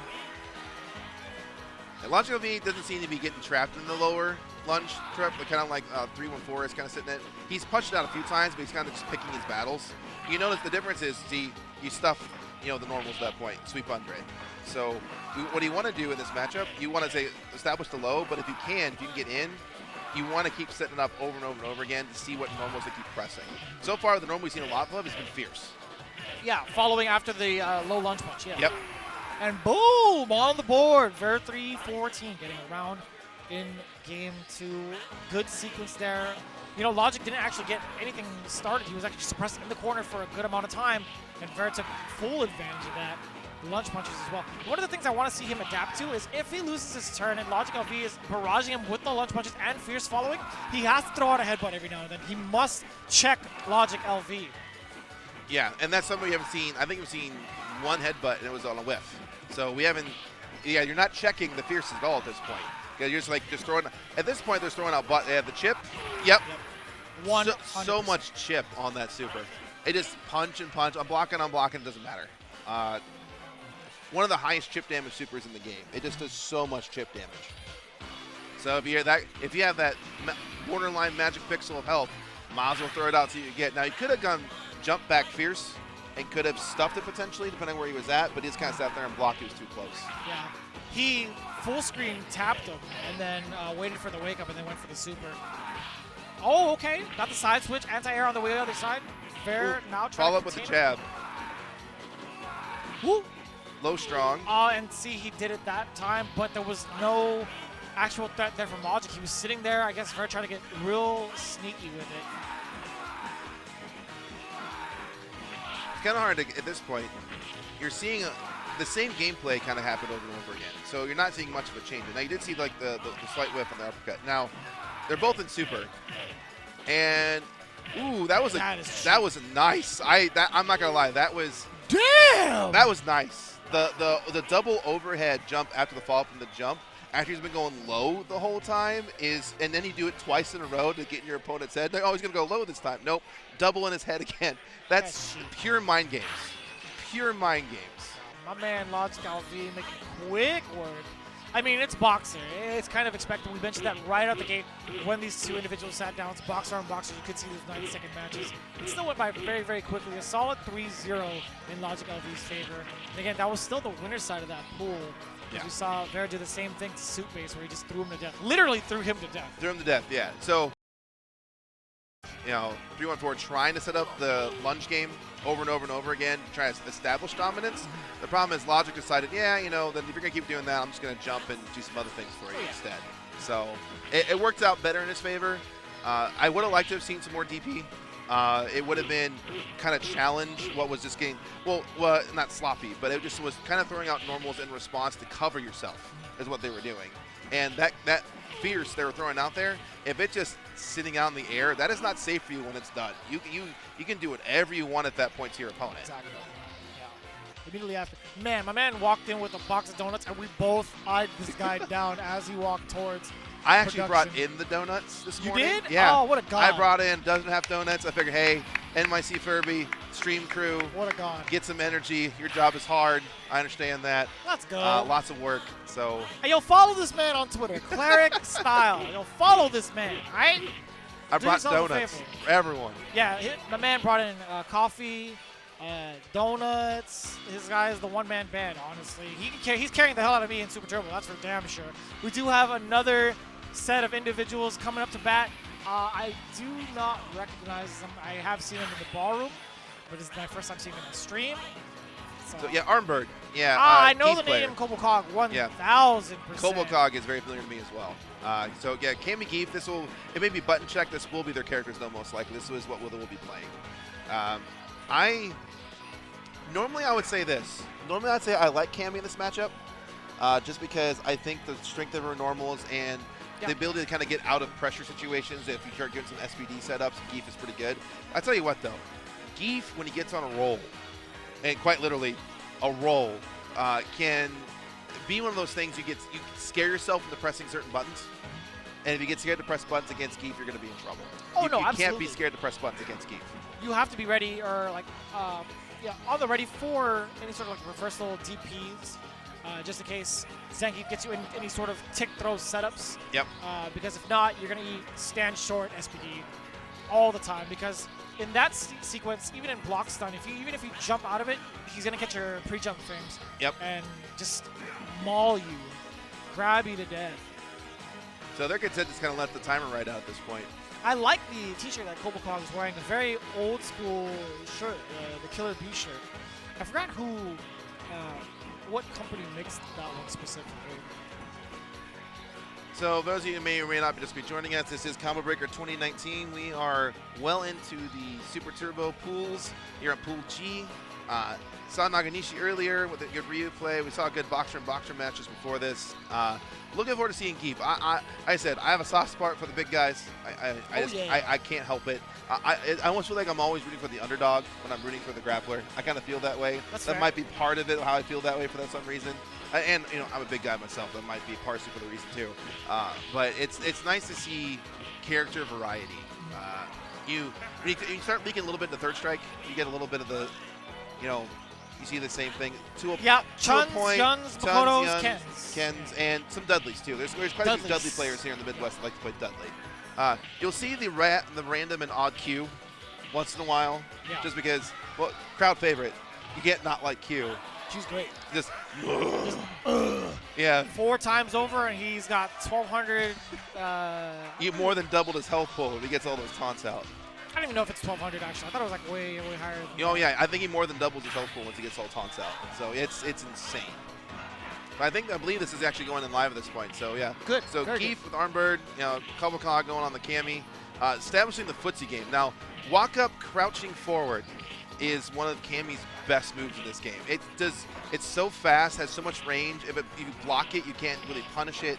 Yep. Just look at this. Walk up with low forward, with the perfect on low forward. Walk up, low forward over and over over again. And if he wants to check him as well, he'll mix it up between stand medium kick or low medium kick. Yep. And then just like that, you saw ArmBird get in and close the gap. Immediately, CobelCog fired with the uppercut, enforcing that rule. Is like, yo, man, I'm going to be ready for this. If you try to tick throw me, I'm going to let this rip. You better be ready for my response. Oh, no. Oh, that's not safe. Yeah, I was going to say, he could have been and that's the SPD. That's medium, I think it was. Yeah, and two that's crouch it. jabs, nice and easy. Yeah, crouch jab setup in SPD is very strong in this game. You get used to thinking do the block, and then once you get stuck on the block stun, you just walks up and SPDs you. The block stun in this game is actually an entire mind game setup you can have in this one. There's so much block stun that it can set up you can set up frames to do something like an SPD, for example. And I like the anti-air choices from CobelCog, going for crouch fierce majority of the time, instead of going for the uppercut, not risking anything big. Already into super, and look, crouch fierce, keeping Gief locked down is a very, very tough match right now for ArmBird. As I mentioned earlier, Cammy's normals can just keep Gief at bay almost the entire time if you play it smart. I would have liked to maybe have seen maybe a lariat just for a mix-up to kind of get in. It might have worked on a couple occasions. Might have traded, but at least the trade would potentially get the knockdown that he can make your way in at that point. Switch to Ryu, though. Yeah, it's going to be a lot easier to contest against Cammy's normals, having a fireball game present. But still, CobelCog is doing quick work. He's very mobile right now on the ground, checking with these low fours on the startup of these fireballs. Nice jump in as well. Anti-air again. Oh, big that punish. was nice work. That was a nice blink there. So that could have been much worse. Oh, it worked yeah. out in his end that point, but that could have ended much worse. Two shifts passing in the night. That uppercut barely missed on Barely Cammy. missed. Yeah, could have been much worse. Oh, that's good. Oh, tried the hooligan setup. Didn't work out for him, though. Tried the hooligan setup. Try the crossover. So that's one thing you'll see, though, with Cammy. You won't see this off with Gief. With Ryu, you might. Well, that's the round on that one. That was so quick.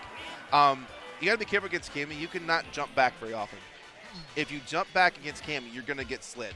You're going to get slided into 95% of the time. Okay. Because you get the hooligan to slide, it's on because in Super Turbo you're not safe from trip, in the midair. So what you do, as soon as you see a jump back with a shoulder or someone else, just the flip into slide, it'll hit almost every single time. That's interesting. Yeah. We got the Fei Long pick. We did talk about Fei Long briefly in pools earlier. There's subtle nuances of Fei Long. Another triple character switch in this setup. First major anti-air we've seen so far from CobelCog. Perfect timing for it, though. And there it is again. Damn, the punish on the Rekka on the with Rekka. raw DP? Yeah, okay. raw DP, Rekka punish. Yeah, that's pretty much what you want to do at that point. Now, I want to see more flame kick. If he does, exactly. So with a lot of Cammy setups with normals, the flame kick will stuff it. So you kind of want to, with the active frames and how low it is, it'll catch a lot of Cammy's normals. So if he kind of wants to sporadically just throw out those. No, sir. Oh, and he gets the hit. Very interesting. Oh, my. Told you. Just do it. Flame kick. Counteracts so much of Cammy, what she wants to do gameplay-wise. The flame kick is one of the best tools against it. Because even like I said, even if you happen to get the trade, you're the dead. Stun. Nope, yeah, that's he missed the jumping. Either way. Yeah, Spiral Arrow didn't quite catch it. That's fine. He still gets the win. That's all he really cares about at that point. But yeah, so you saw a little bit of it there mid-match. So the flame kick, what you want to do with Fei Long on Cammy. So Cammy likes to do walk-up normal. Walk-up normal is a very common thing. Waits for you to react, and if you react, you do the DP at that point. You saw it almost the entire first two matches. Then when Fei Long came in, he was doing the, as I like to call, quote-unquote, random flame kicks. Are basically designed to basically stuff Cammy from doing that and cause Cammy to do jump-ins, which you can still stuff with flame kick, or you can then do your own reaction with, crouch into Rekka, or if you want to do block into Rekka or other super, that kind of thing, is a good place to do at that point. Right, you're kind of like setting the tone though, where it's just like you're letting your opponent know that you're willing to take these risks in neutral to throw out the uppercut, so that you're not freely throwing normals out there.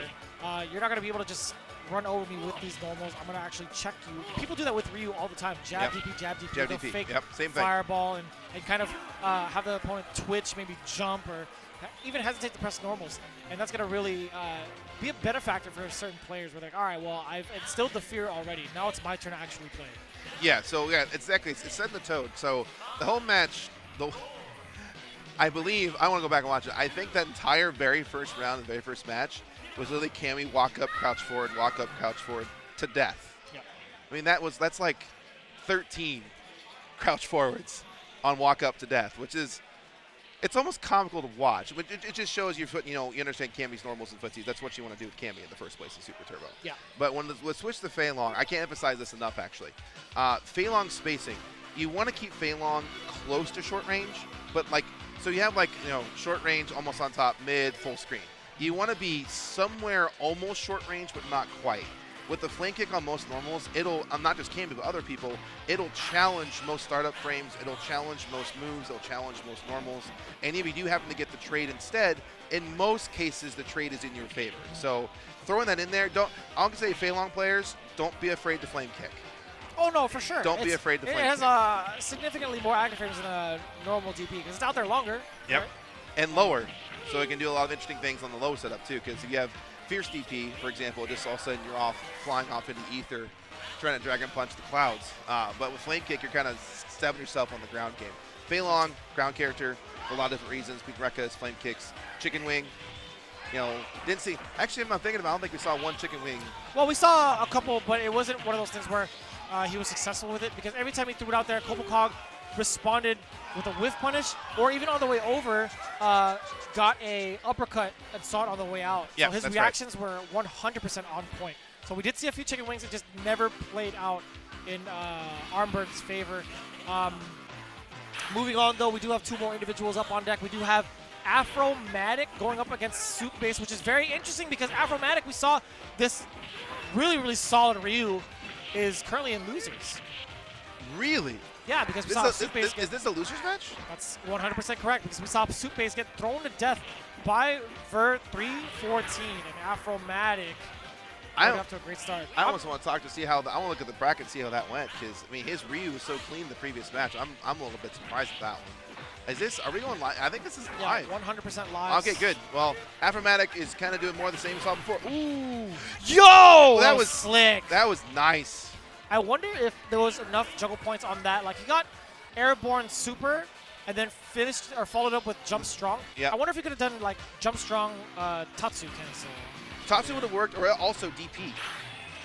Oh yeah, you're right, because, yeah. It's in the corner, so it would have met up at that point, so it would have been fine. So, DeeJay, though, Soupbase run DeeJay earlier as well. Obviously, Ryu, I feel like, is favored in this match for the most part. DeeJay is a very strong character in Super Turbo, though. Oh, nice reaction to the fireball. Yeah, that's what you want to do.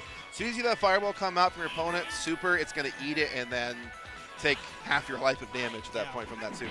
Good amount of recovery there from DeeJay's fireball. Reversal DP. That was, I think that was one frame wake up on that DP was very nice.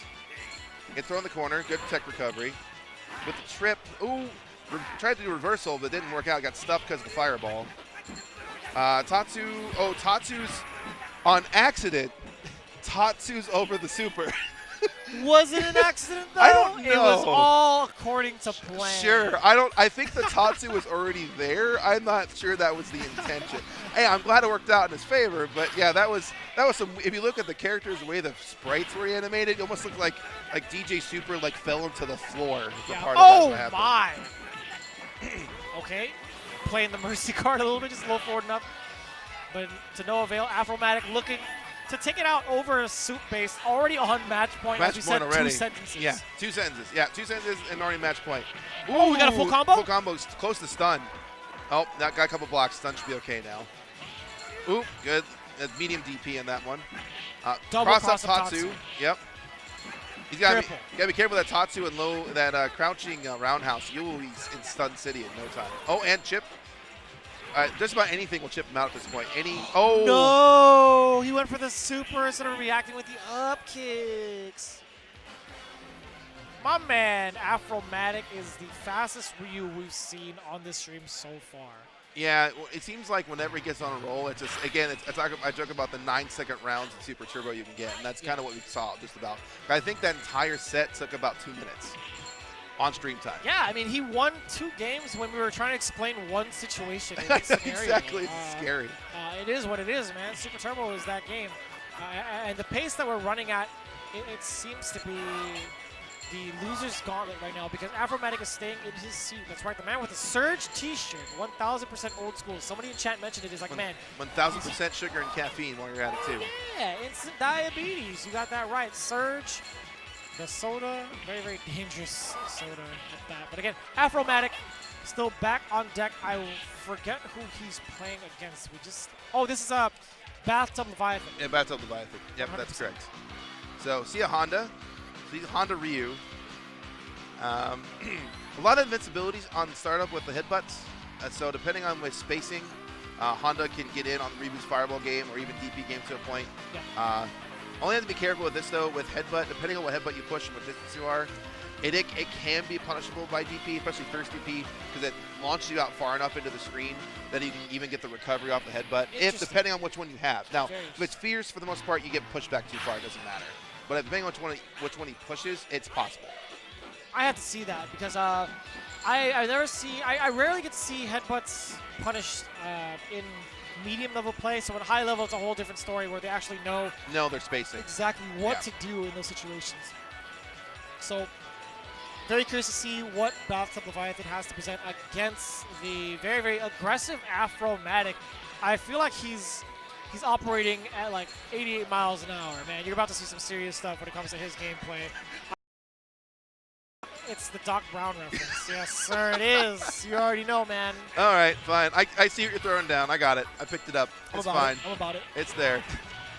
Despite how I look, I'm a lot older than most There's people like half the perceive. people on the stream are like, what's he talking about right now? Yeah, But I hope that's not, okay. because I feel like that was a very appropriate reference for this game. That's true. It's the same exact era. Given the audience, that is true. There'd be a lot of people who fit more in the old man games category, so to speak, to be watching this probably.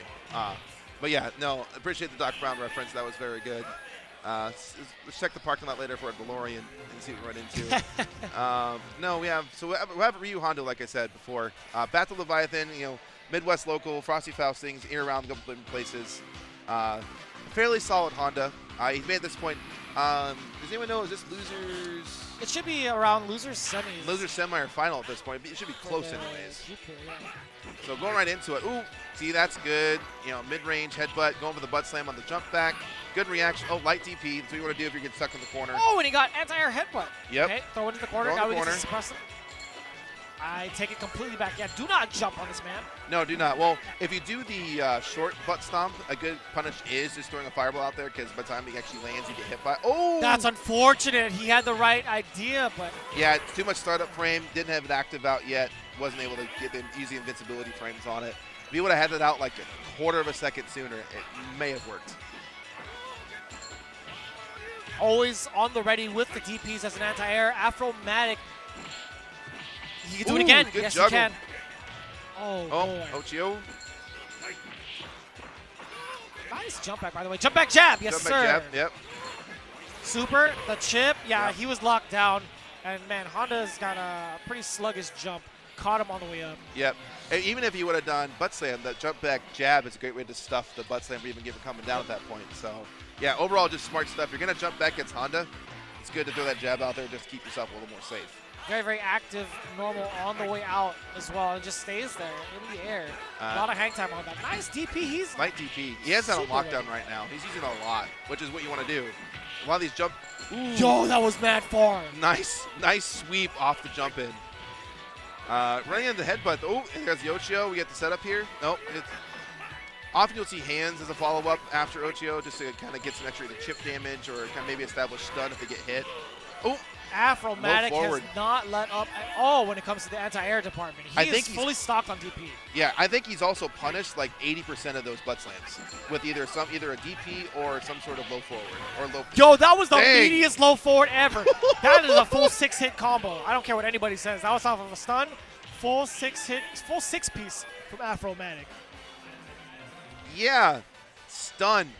I mean, okay, so stun's random in this game as is. So there are certain moves. A good example is Fei Long's Crouch Fierce. It does a ridiculous amount of stun. You can get stunned from 2 hits on that. Yeah. So stun is not a Damn! 2 in a row. 7-hitter. Overhead and the low forward. That was meaty enough on the overhead to get the low forward. The timing on Afromatic right now is superb. Looking at match point. He is on match point. Yeah. Well, you talk too with that overhead. It ate so many frames on the slowdown. He just goes to walk up and just do low forward. That was brilliant. My man is hyped up on Surge. It's all in the shirt. I'm telling you right now. He's channeling his inner Surge. Oh, yep. Light DP on the. Yeah, don't get in Ryu's face like that. It's not going to work unless you're going to go for the throw. Oh, no. Nice. Oh, nice butt slam over the soup. Nope, that's good. Oh, yeah, see. And the sweep from Afromatic. How is this guy in loser's bracket? It had to be it had to be somebody very, very, very strong to take down a guy like this. Doc Brown moving on in the pools, eliminating BathTub. His name is actually Afromatic. I just call him Doc Brown. Doc Brown. Afromatic. No, it's fine. Damn. Finessing the competition, dude. Yeah, that was fairly one-sided. You saw a couple things that BathTub Leviathan was trying to set up with Honda. Yeah, there was a couple good Ochio throws into butt slam setups to cross up. You saw that, but basically he was on the defensive most the entire time. Once Afromatic got the life lead, he was pretty content to kind of sit there and let Honda come to him. And like I said, I think 89% of his butt slams were punished either with a DP or a low forward or low fierce. I mean low roundhouse, almost every time. Even when he did like the short version, just try to build meter or try to establish a point, like nope, I'm just gonna poke this out there low and kind of trip you up a little bit too. So 3 hits over and over and over again on those butt slams. And then on the other hand, on the same side of the table is we get to see somewhat of a Ryu exhibition, something you rarely get to see because a lot of people associate Ryu with like playing the fireball game, having a great DP. But no, man, he put on a clinic the way he was playing Ryu with all the meaties, the very, very exclusive meaty stuff. Low forward meaty, crouch strong, linked into the fireball, got the stun, and just went ham afterwards. With the jump in on top of it too, for the extra hit to get the stun on top of it. So it just, yep. It gets a good stun setup with Ryu, and he got it twice. Yeah. And we got to see the jump strong that we mentioned earlier. He got the double jump strong. The first one hit, juggles. Second time over for both hits, cancel it. Or actually vice versa. It's 2, 1, canceled into Tatsu on the way down. Tatsu again, short Tatsu. Build a gang of meter. And then we also saw the classic meaty overhead enough to get the low forward. That was finesse. Just good. Pure finesse. So from my man Afromatic. It looks like we're going to have a commentary swap, and we'll also take a 7-minute ad break. All right, cool. All right, so we're going to, I guess it's going to be ad break to swap. That must be it then for the Super Turbo Pools at this point. We were just getting started, It was a pleasure, baby. though. It really was great fun here at Combo Likewise, Breaker 2019 Super Turbo Pools. Again, this is Cleric. This is Vicious. We're going to get word from our sponsors here in just a minute. All the great, wonderful people, great vendors here on site. Advertising a lot of great products, doing a lot of great times here, supporting the FGC as they should. And this has been a great venue. I also recommend it. If you've never been here, you should come. You should totally 100%. come here. 100% attend.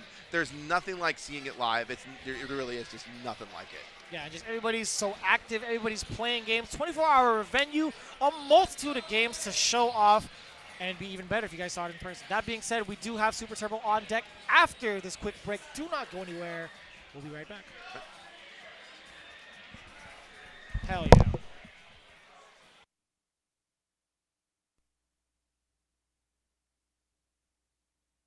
Whoa. Hey, that's for me. You know who else is doing stuff for you? The lovely sponsors for Combo Breaker 2019. If it wasn't for them, this event couldn't happen. You couldn't enjoy all these lovely games, auctions, and cool events. So thank them, and thank you for tuning in to Combo Breaker 2019.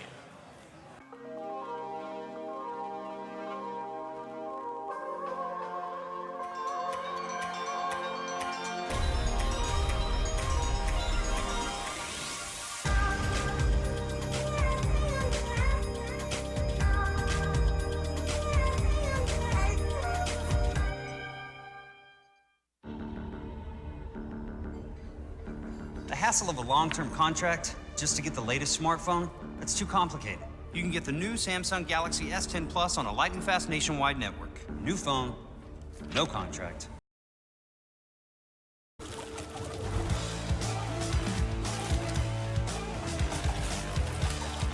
Get truly unlimited 4G LTE data for just $45 a month. Simple Mobile, out with the old, in with the simple. If you're bored during these Combo Breaker breaks, of course, check out Duck Game, available now on the Nintendo.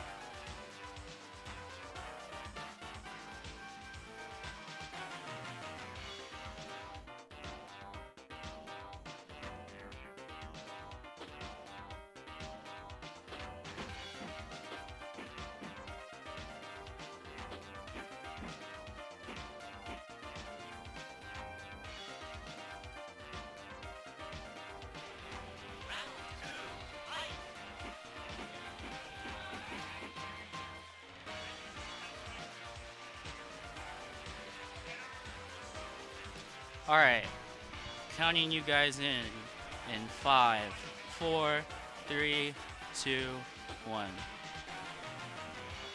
Welcome back, everybody, to Combo Breaker 2019. We are here at the New Orleans Ballroom for some more Super Turbo. My name is Vicious. Staying here on the pools. Now we changed it up with How Good Day. What's going on, man? How you doing? What's up, y'all? Doing real good. Looking forward to these ST pools. They've been real hype so far. Oh, yeah. You've been watching on the side. We saw some of the action in the G pool. We had guys like Afromatic closing it out right before we went to break, just decimating the competition, putting on a Ryu clinic. And then we had guys like LogicLV with the boxer play, really taking out a ton of the opposition as well. 3-0, 3-0, 3-0 all across the board. And we're moving on to another pools. We were told it was a G pool. We were here for the H block. You and I are here. We looked at our schedules like, we know we're here for the H block. So it should be the H block. We are getting these guys set up and ready to go. They're setting up their sticks on the super gun. Getting that button check going on. That's right, and what you can expect from the H pool, we were looking through some of the names. We did recognize a good handful of them. But one of them that stood out to me was MegamanX. Yeah, We were just talking about it right before the stream. He placed 17th. He was tied for 17th last year for Super Turbo. So he's the only one right now in contention for repeating probably the same kind of position as he was last year, if not further, right? So we're going to see where he's at in the pool, how it's going to go down. There were a few notables that you had in mind, or at least one notable. There from was Vegas. Mac from Vegas. Yeah, he's a real good player. Plays a lot of games. Multi-game player, TO/TO. Nice And one. really looking forward to his play as well. I know the Vegas scene is going real hard on ST. Real excited for Combo Breaker. So, yeah. A lot of Vegas guys showing up in general, right, all across the board. I mean, there's so many games here at Combo Breaker. We've emphasized this right at the beginning of the stream. It's like the pinnacle of fighting games, or one of the pillars of the fighting game community. Definitely. When it comes to events, right? You have this one, you have CEO, and then you have Evo. And then you have, there's got to be like one more coming up soon, because I want to make it complete. I want the Elite Four, you know what I'm saying? I don't want a triangle. I want the full-on the whole setup, trifecta. Yeah, man. Yeah. I got to get more than that. I need more events. We need more events. More events, more games. Yeah, for sure. dude. So we're here at the New Orleans Ballroom, and I like to emphasize that as well, because we have a whole dedicated ballroom now for games like Vampire Savior. We have Super Turbo, Third CBS Strike, the 2. Mystery Game Tournament, where we have our own venue. We had that last year, Yeah. a full-on ballroom, but now there's 3 ballrooms. Yeah. Oh my gosh, We've the gotten venue so is much so bigger. ridiculous. We're literally taking over here. Like everything, although half of the resort is just strictly for us, and it's been really awesome, going from room to room, seeing all the different games, the different communities and stuff. So, oh man. Yeah. And they're open all night long. Yes. No exaggeration. I was talking to Cleric about it earlier in the stream. For those of you guys just joining us, I was up until like 4 or 5 in the morning watching people play games. I was playing games myself as well. Of course. Popped in here, saw some Third Strike, got a little bit of action, got my ass whipped by Ken in Black, which is a huge puncher. He got 5th last year for 3S Combo Breaker, so that was really fun. Nice. But just in general, a ton of people were playing VSAV. The VSAV tournament ran super late as well. Yeah. It's been, I just finished myself, qualified out of pool, so very happy about that. Yeah. Congrats. The Vampire Arcadia over here is really holding it down, But yeah, this ST action is gonna be so good. You can already hear the Guile theme coming in the background. Oh yeah, the classic, man. Go Yeah. home and be a family man. We've had a good diversity, or a good amount of diversity when it comes to the character selection so far in this pool. I mentioned that when I was talking to TeamKhris yesterday when we were commentating, that it was a little suppressed to Ryu, Chun-Li, and Boxer as well, but we still see a good amount of characters being shown off. We did see a Fei Long, which is a very niche character. Yeah. You don't really get to see too often, and in the right hands can do a ton of damage. Or not damage, but just play really well. Yeah. I don't know about damage, but... Well, pretty Fei got those damage, especially those cross-up combos. He got some crazy stuff. Oh, the chicken wings, cross-up chicken wings can be a pretty big problem. Oh, yeah, definitely. Looks like, still doing some buttons. Yeah, so we got CJP versus ShenTurbo, and Chun-Li, a very, very common character so far from what we've seen this past weekend. I don't know about you guys at home, but I've seen a ton of Chun-Li this weekend. Yeah, I mean, you saw right there, finished off the character with that crouching forward, and you're definitely going to see a lot of that in this matchup. Crouching forward, standing strong. Like to call that the handshake, where she just sticks out her hand a little bit there. And then, yeah, it's really interesting because Chun-Li's medium punch throw does more damage than Zangief's light SPD. That sucks. Yeah. That There you actually go. sucks. Mm-hmm. That's not right. I mean, you know, this is ST, right? So you got a lot of those little kind of half glitchy, half esoteric kind of things, you know, that through over the years people have just found out and exploited. So, yeah. So we do have CJP and ShenTurbo gearing up and ready to go. Currently on standby. They are still trying to adjust their peripherals to the Super Gun. Yeah, it's been really cool. I think, you know, one of the big reasons for the resurgence of all this, you know, retro games is that the Super Gun hardware has really come to terms and come to age in this era, where you can use, you know, plug in any USB stick, you know, even DualShock pads for the pad players out there. It's really well, yeah. Yeah. Or it's gotten better and better over the years, I should say.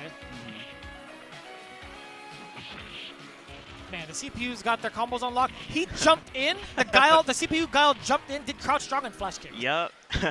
What charge, bro? What do you mean? Yeah, those CPU combos are a little like, really? a little really? sus. It's still a little suspicious. Yeah, like. I always wondered if they always have to, like, if they're still restricted to their own rules when it comes to, like, CPU. I believe, yes, in Super Turbo they are, but the earlier Street Fighter 2s, no, they could do like standing flash kicks and stuff. But here we go. We got ourselves a real match. CJP, ShenTurbo, Chun-Li versus E.Honda. Getting the sumo splash, hands following up right after. CJP off the wall here, checking with the low forward. Ooh, getting him right there, and then are we gonna see? Okay, go. And immediately into Super, but ShenTurbo, or excuse me, yeah, ShenTurbo still manages to clutch it out. CJP, yeah, one of the things I wanted to see with Honda is at least check him on the ground game with a little bit of fireball action to see how he responds. There we go, a little bit more Right there from CJP. The sumo splash on the way out. Yeah, especially in this matchup, you really don't want to get close to Honda, you know, because once you get into that situation, you know, you're just ripe for an Ochio throw. And that's exactly where Honda wants you to be, knocked down. So much chip damage, and the follow through with the super, despite not hitting 2 hits, still went past the projectile, did what it needed to do, got the first hit. Even though she blocked, he was still in range to follow up hands afterwards for the kill. Nice work there from ShenTurbo. Good awareness there. Yeah, very good from ShenTurbo. But let's see if CJP can rally back up and, you know, change up that game plan. My man is bringing in all the food, all the heat. Very impressive stuff. I like that. Sorry, we're looking off stream. Very, very jealous right now. I can smell the aroma of the food here. The combo breaker. All jokes aside, ShenTurbo back into the regular old business, putting CJP on lockdown to Ochio. And there we go. Oh, committing to hands right there. And yeah, Chun-Li was just ready to get that jump short and finish the deal. Nice work there from CJP, showing signs of life, getting the first round of game number 2. That was really tricky by ShenTurbo, by the way, getting the Ochio throw and still staying on the same side. I thought it was going to be on the other side, but that was never the case in the corner. Anti-air head, but nice. You know it. Okay, goes for the sweep. Gets that corner pressure in, but Chun-Li is managing to fight his way out. CJP fighting for dear life right here. Oh no! Yeah, easy punish off of that block. Yeah, a little too late on that confirm, and yeah, that block, just gonna punish that. Sumo splash on the way over. Nice low forward earlier from CJP. Trying to build some meter. Jumping, spinning bird kick. Oh no! The Empty classic. jump. Yeah, whiff it normals in the air, not quite connecting, and then going immediately into Ochio throw. Super unlock for both characters, by the way. Ooh, yeah, wake up time super. the meaty. Oh, super right back at him. And you know that's a tough situation. ShenTurbo got all 4 hits on the super that close, and that's unfortunate. And you can see him just sitting there looking at like, oh man, mistimed that one. Thinking about it, you know. But yeah, this is Super Turbo, so we got those 3 out of 5, so still has a chance to make it back. Yeah, you rarely get to see the Super on E.Honda hit all 4 hits, by the way. So that's a treat within itself. It's like Christmas morning, honestly. Yeah, Honda definitely has no problems with that one. Yeah. We saw it earlier in this set in game number 1 where ShenTurbo went past the projectile, used that super, but only 1 hit. The second one didn't even hit afterwards. Oh, and then, yeah, again, supering early again, putting himself in the corner, but no problem. Body splash cross-up to close it out. Very, very ambiguous cross-up at that because it has such a wide hitbox on the way down that can still cover both sides very, very easily. It's very, very deceptive range. Hit him on the way down, the super splash, barely getting it. Counter throws. Oh, again, with that anti-air headbutt. And again, got that sumo splash. Why am I saying sumo? Sumo splash. Ooh. Real meaty headbutt right there. Oh, okay. Going for the sweep. Nice and easy there from ShenTurbo on the way down, getting the hands. It's a quick 3-0 over CJP. Nice work. Really good commanding stuff to ShenTurbo. the set the entire time, yeah. I feel like that's a very tough matchup for CJP. I mean, there were some nuances he wasn't familiar with, but generally I feel like Chun-Li can do pretty well in that matchup. Yeah, like you said, I would have liked to see a little bit more checking with that fireball, you know, controlling that range, controlling that far space. And there's a lot of times where he jumped in and it was kind of, oh yeah, you got a hit, but then now you're right where Honda wants you to be. And, you know, with that, ShenTurbo was mixing it up with the hands and the sweep right there. A lot of times when CJP was expecting the hands, you know, and then blocking high to keep that hitbox, you know, really small and stuff, he just went ahead and sweeped them on the ground. So, yeah, really good awareness right there.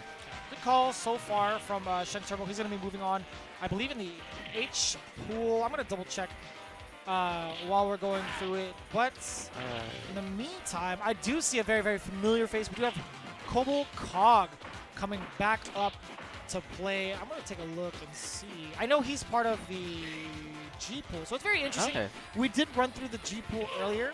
I guess we're finishing up some of the bracket here, some of the leftovers, if you will. Okay, CobelCog actually got put into losers by Nakanishi, who was playing Guile and Ryu earlier. He played against Moomaster in winners finals. It was down actually to the very last game. I don't know if it was last round, but it's definitely the last game between Moomaster and Nakanishi. Moomaster almost had it. It was down to the last wire where Nakanishi hit him with the classic. He did low forward, delayed super, and Moomaster moved forward with a normal, thinking it was his turn, and immediately got stuck. Ouch. We all reeled back in pain for Very him nice. on the way.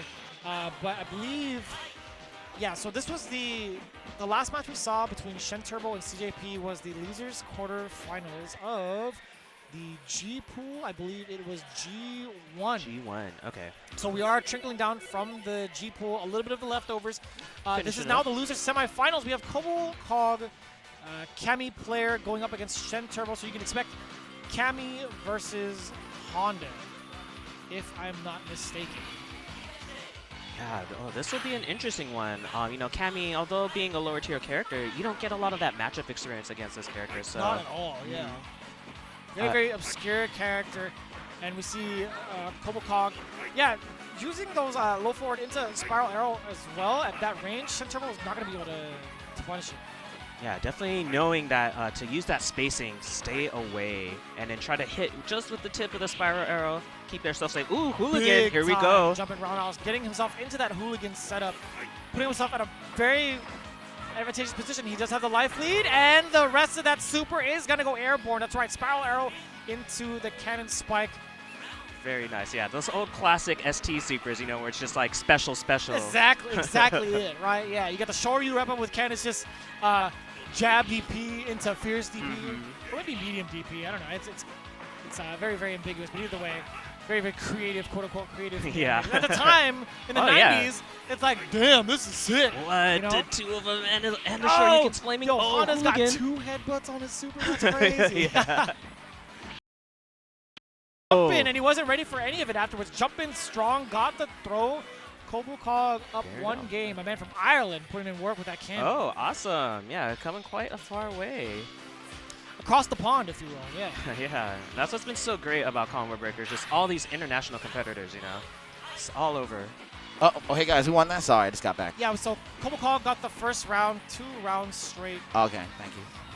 And yeah, no, you make an absolute valid point. Everybody from around the world is here at Combo Breaker because there's just a variety of tours and a gang of points for everybody to collect. Yes. We also have throwbacks to the classics, right? Everybody comes together for a good old time in Super Turbo. And ShenTurbo, speaking of making huge adaptations, it's still... Oh, wow, very yeah. nice punish right there. He knows the gap. All right, using that jump strong. Again! He has the right reads catching ShenTurbo. That's the 3rd time so far in these 2 games that he's caught jump back strong against the headbutt attempts. Yeah, definitely show up that matchup knowledge over here. Oh, that's unfortunate. Yeah, bouncing into the other side, but those hands doing a huge amount of damage against CobelCog. But ShenTurbo doesn't need to overextend. Yo! That's it. Smoked. Just like Smoked. that.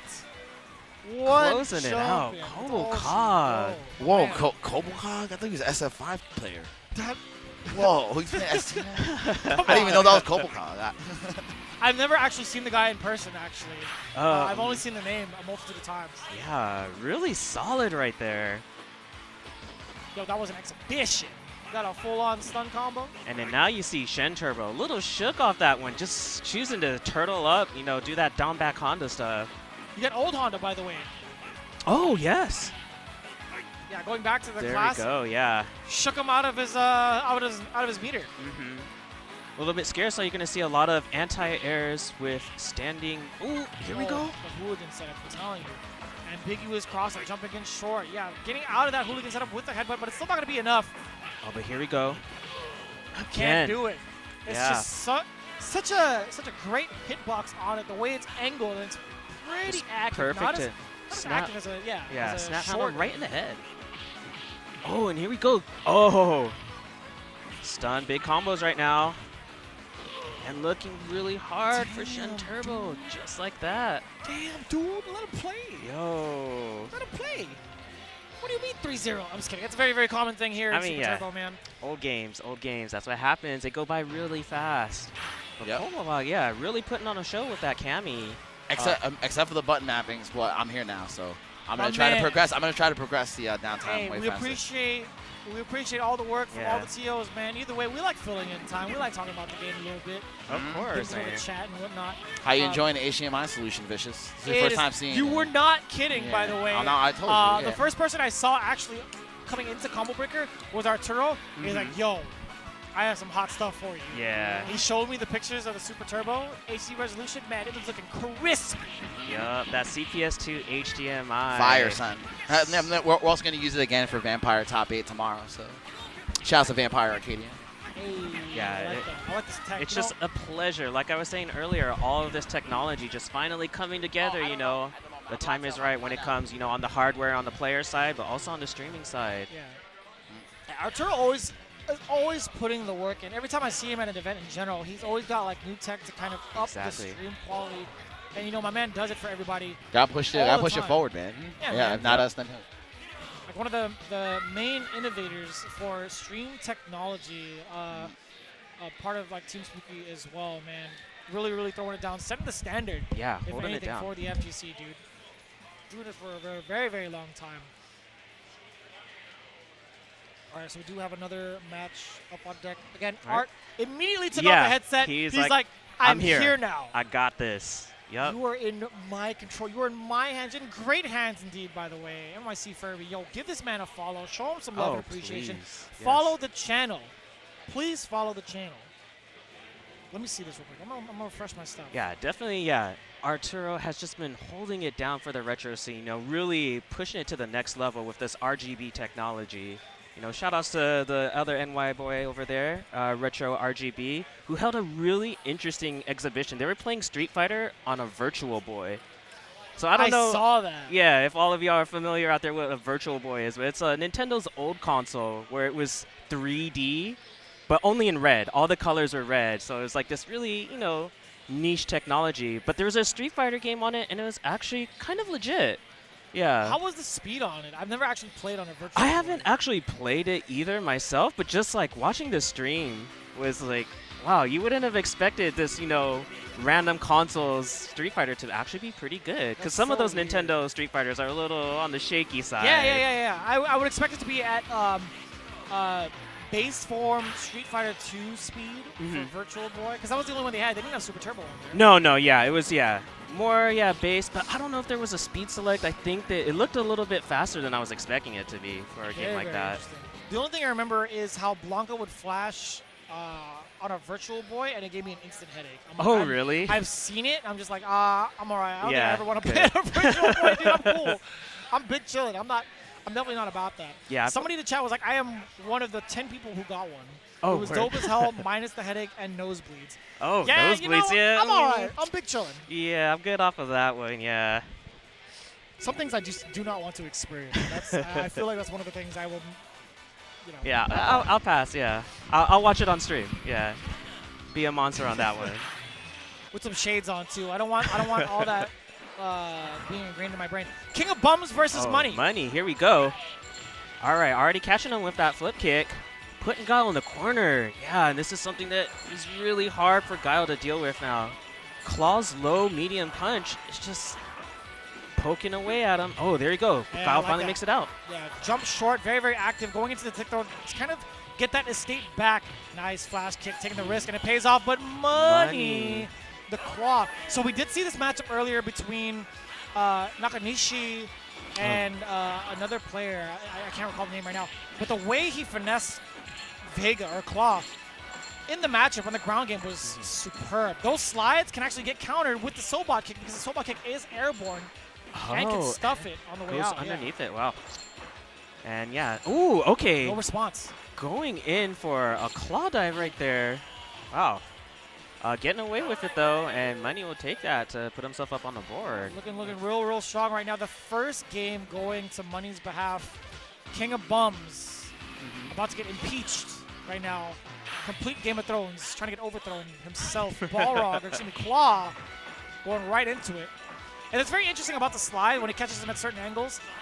It's not going to knock down. You saw him going into the roll. Leaves him Crystal standing. Flash afterwards as a meaty. Very, very slick stuff there from Money. Big jump in. Oh. Okay. And yeah, really interesting in this match. Ooh, with the flash kick in his face. Oh, and we're going to see a punish right here. Damage, yeah. He's going to take it either way, right? He got the crouch fierce and the roll. That'll do it. Crystal Flash, nice and easy. What I want to see from King of Bums, he's focused so much on the ground game, and a lot of the ground game consists of Vega throwing out the sweeps. Yeah, right here is where he's locked down. He hasn't had time to contest it at all. Exactly. And then you already see that Money is not going for those wall dives, knowing that with a flash kick, you know, you can't go for that. So that leaves him the opportunity to go into the air himself. Even when he does, you see the kind of sky-high claw coming through. No response from King of Bums. He did get the side switch with the throw, but then nothing followed through afterwards for Money, so it's not that big of a threat to keep going to that option. Exactly. And yeah, because of Claw's super long normals, you know, just throwing out that Sonic Boom to trade out there is sometimes not what you really want to do. Right. Yeah. I mean, if you're going to play the projectile game, you might as well move over to a Shoto, but in the meantime, I do think that Guile has the tools to kind of play this matchup at a decent level. We did see it earlier. You can't say I'm wrong here. We did see that in the G pool with Nakanishi. Oh, but already King of Bums smelling some blood right here and trying to close it out real quick. Money getting that another. He's putting himself at match point. Another quick victory there. Oh, that would have been a gang of damage as well. If he got the Scarlet Terror, he could juggle up with another one. Roundhouse to roundhouse, right? Yep. There we go. Nice flash kick finally paying off. Getting the side switch as well as the tick throw into it. Sonic Boom Here pressure, we go. but lets him out of the corner. Oh, backs up a little bit too much, trying to get that charge. Unjumps back again. Oh, no. Do it again. Ready for that one, and that'll close told it. you. There you go. Anti-air, the tried and true Money. Big Money right now. Dethroning the King of Bums. Definitely trying to get some of that money. Very good stuff. Yeah, that's exactly how Claw has to play that matchup. You know, really stopping from going in with those throws, with those, you know, crystal flashes. And yeah, it was just a little catatonic there from King of Bums. You know, like you said, when Claw, whiffed that move right in his face, and he just kind of just let it rock. You know, so it's like cool. It was a sky high Claw 2 times over. It was like, we saw it in the set. The first time, uncontested. Second time, he went for the side switch throw instead. I feel like, I mean, it's decent enough, but he needed to capitalize on that. There was certain times where he threw out a Sonic Boom and then backed out instead of applying that extra pressure, because I don't think Vega really has a solid answer other than maybe Reversal Scarlet Terror, which isn't, I mean, you can still counter it. Yeah. But that being said, we do have more action in the H pool. Again, the first match we saw was CobelCog taking it down. Money immediately afterwards. Oh no, I forgot one other person. It was ShenTurbo. Oh, ShenTurbo, yes, our first match of the ShenTurbo day. that was leaking in from the G pool. ShenTurbo won, moved on, fought up against CobelCog. What am I saying? KOG. KOG, I'm thinking about T-Hawk now. CobelCog eliminating ShenTurbo, and now we've moved on afterwards. We are getting the information on the players as we speak. The TOs are going real quick. Arturo making sure the super guns are working appropriately. And don't forget, you guys, I do have the chat open. If you guys want to throw some shout-outs out there, we want to express as much love towards the community as possible. We do have just a little over 400 viewers here in the chat. It's still relatively early on the West Coast. Prime time afternoon right now for everybody here in the Midwest. Just about 2 o'clock over there on the East Coast. We appreciate you guys so much for tuning into the Super Turbo Low. Tell your friends, the Super Turbo is on there. I know there's a real big Super Turbo scene, and Combo Breaker is one of the premier events for Super Turbo. Yeah, for the last few years now. Got, I believe, just over 100 entrants. So, yeah, real big for this retro action over here. So I do recall Cleric saying that he was talking to Rick about it, that they actually have to have a hard cap for Super Turbo, which is which speaks volumes, right? There was a ton of people that actually reached that hard cap. And, you know, it's something I haven't seen in a very, very, very long time. Yeah, it's a beautiful thing to see. Yeah, again, you know, these retro games just having a resurgence now. And a lot of that action, you know, a lot of that is due to Combo Breaker itself.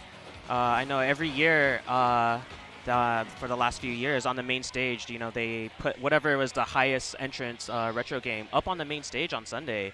And that has just brought so many eyes and so many interest into these old games. So it's been really great. Yeah, really appreciative to the whole Combo Breaker crew out there. Yeah, and I do believe, if I'm not mistaken, I think 3S is also going to be following along. Again, we're in the New Orleans ballroom here at Combo Breaker. We do have Super Turbo going on right now, and I believe 3S. Oh, but here we go. MegamanX versus NGamerJK already in there. And yeah, watching Zangief work is always a treat. You know, not too high on the tier list, but then you get hit with one of those and you're like, oh no, what am I gonna do about that? Back-to-back tick throw, SPDs, and I like the kind of pace that MegamanX set first. He went for the stand short and immediately into the sweep to kind of check NGamer3K to see what he was gonna move with, and then immediately after, back-to-back SPDs in quick succession. Nice work. This is the man that got 17th place last year, man. Tied for 17th. He's here. Ooh, okay. Getting in with that neutral jump heavy kick. And let's see. There we go. There's the handshake right now. Oh, he tried. Wow, what an answer. Look at that response right there. Oh, running bear grab. Running bear. Here we go. Oh! Or the splash, which is a sumo splash, but the splash. Trying to splash. I believe Chun-Li was trying to do some up kicks right there, but it was just a little bit too late right there. Damn. And MegamanX coming back with that rally. That's what happens with Zangief. You get hit with one of those throws, and then you really start sweating. You're like, oh gosh, let me up back, and then... Because tick throws are real. Tick throws are very real. Running bear grab again! Get out of there. Oh no! Okay, there we go. That's what he needs. It was the tick throw startup with the stand short. He had to do it. I like it. Side switch. All right. Get out of there. Yes. Run away. Yeah. Throw those fireballs. Yeah. Okay. Ooh. Oh, very no. nice cross. Oh no! SPD. Oh no! Regular Sitting throw. on him. That's gross. Smash it between thighs like Sparrow's egg, man. Nice work. Lariat past the fireball. Good work there from MegamanX. Ooh, trying to headbutt in. Running bear grab again. SPD. That's going to do a lot of damage. One more hit. The splash, what are you going to do about it? You don't have time. You don't have time. If you don't get it the first time, you're stuck in this zone where you're not allowed to maintain any sort of down charge to anti-air. And then, yeah, making that up kicks commitment is so big. You know, it's not like a light punch Shoryu where, you know, if they're not ready for it, they'll let that rock. They won't punish it too much. But yeah, the up kicks is really rough.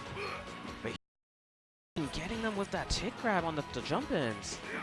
I wonder if you could use like medium kick as Chun-Li to kind of anti-air. Use that as an option anti-air to stuff these splashes from Zangief. We'll see how it goes in that sequence against. Oh, but here we go. Finally using the fireball, and Zangief is just meat tanking, trying to make his way in. Very aware of that super meter right now. Oh. Oh, very nice neutral jump medium kick right there. Again. And put this. Yeah. Big There we turnaround go. from NGamer3K. Yeah, making that adjustment right there, choosing to stay away, just, zone as the fireball, found that jumping medium kick to use that to stop Zangief from coming. Oh, no.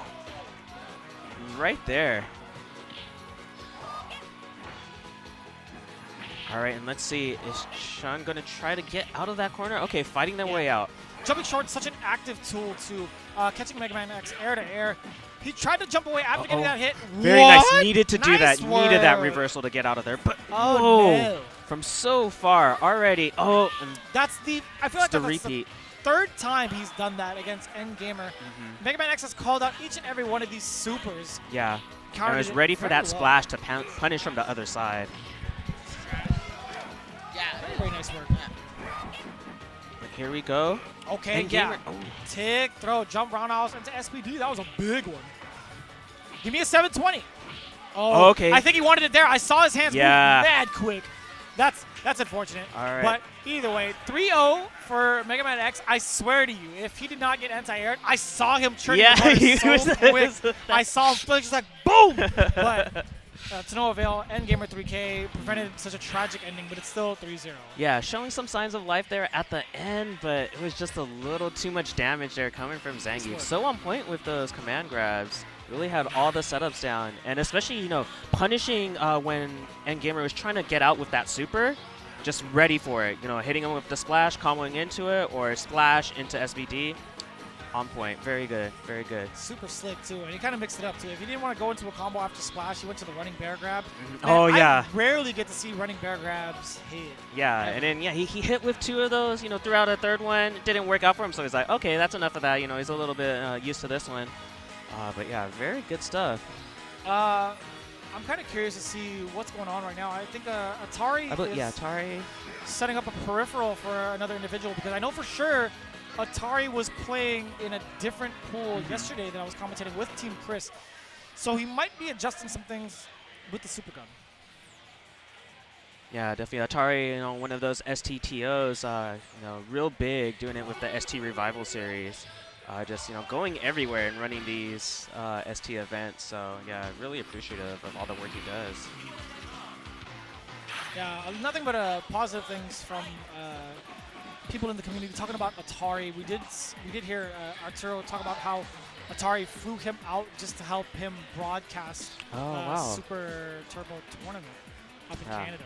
Awesome. Yeah. I know. Oh, yeah, Canada Cup was a real big event. Was it Canada? I believe so. Yeah, they had a real big ST event over there.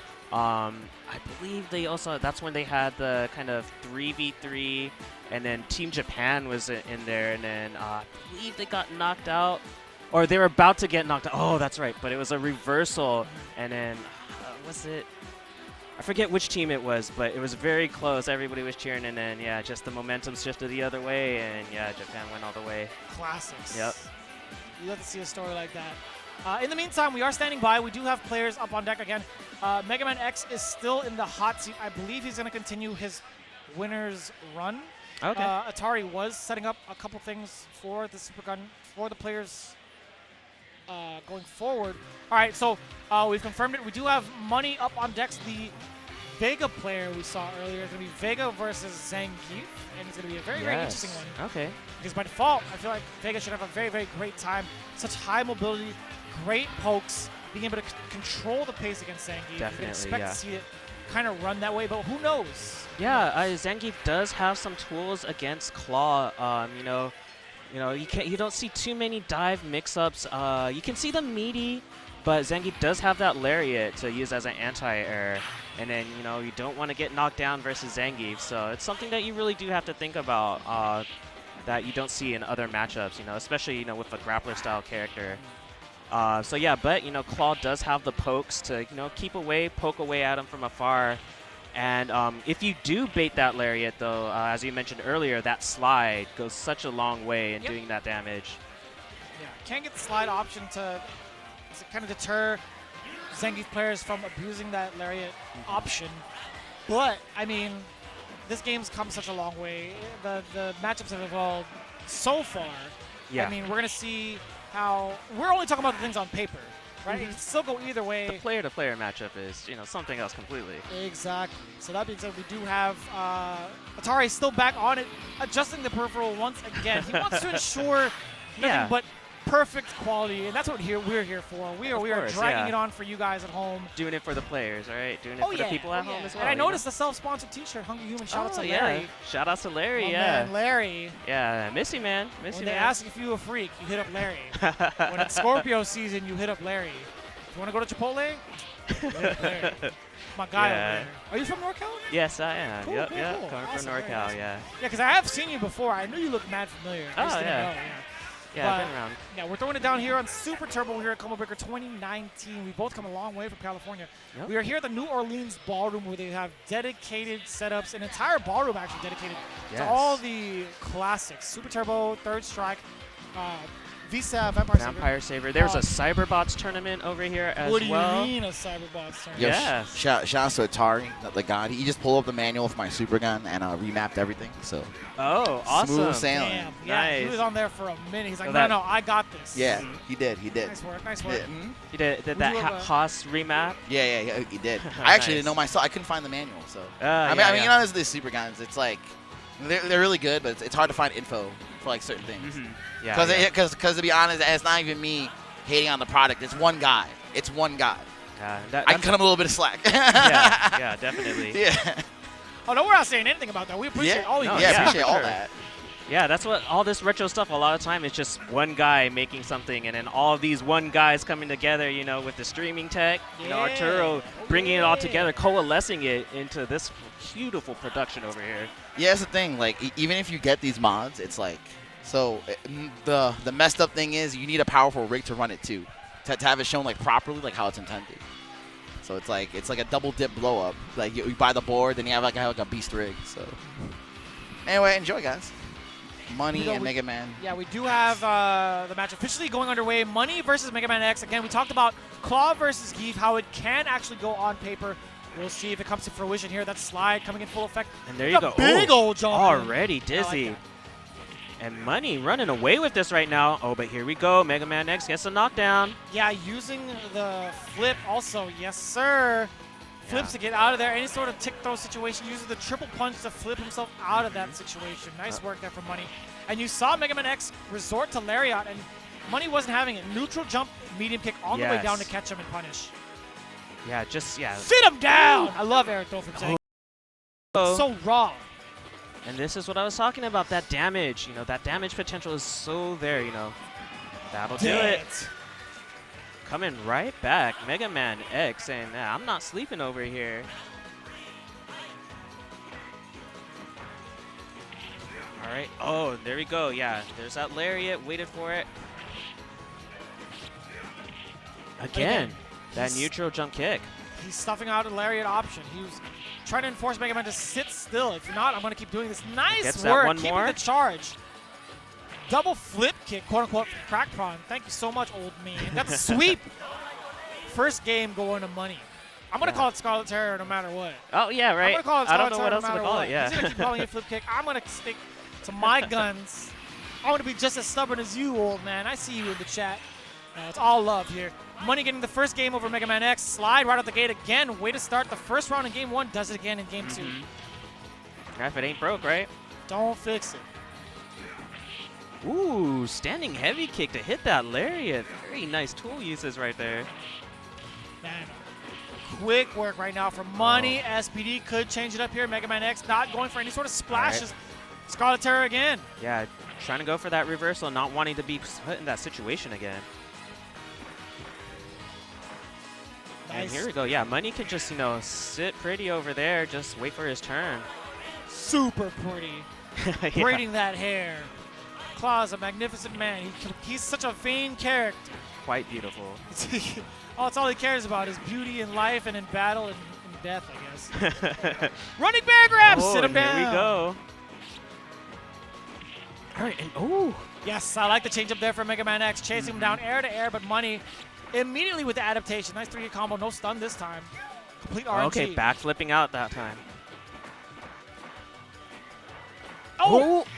Wow. I feel like if he landed without doing the jump roundhouse, maybe he could have buffered out a 720. Yeah, yeah, it looked right there. That's what he wanted, but I don't think that's. But here we go. Yeah, I wish that happened. Yeah, yeah. Money coming up 2-0 right now. Let's see what MegamanX can do. Yeah, again, a real hard matchup, but, you know, it can happen. But, you know, with that lariat stuff, you know, that's what you see Zangief use a lot in this matchup. But Money being ready with that neutral jump medium kick is just leaving MegamanX at a loss. Yeah, no, MegamanX has very much so calmed down on the lariat options. But Money, immediately after, instead of going from neutral jump to neutral jump, he'll do neutral jump low to check you standing. And Money already getting himself at match point over MegamanX. Yeah, and yeah, using Claw's quickness to outthrow Zangief right now, which is yeah, a little bit of a problem right now. But here comes MegamanX coming in. Nice check on the sweep, rolling crystal flash afterward. The knees. Oh, gets that sweep. Stand medium kick. Nice call there. Jump in, jump out. Introduce yourself. Running bear grab again. Not gonna be enough.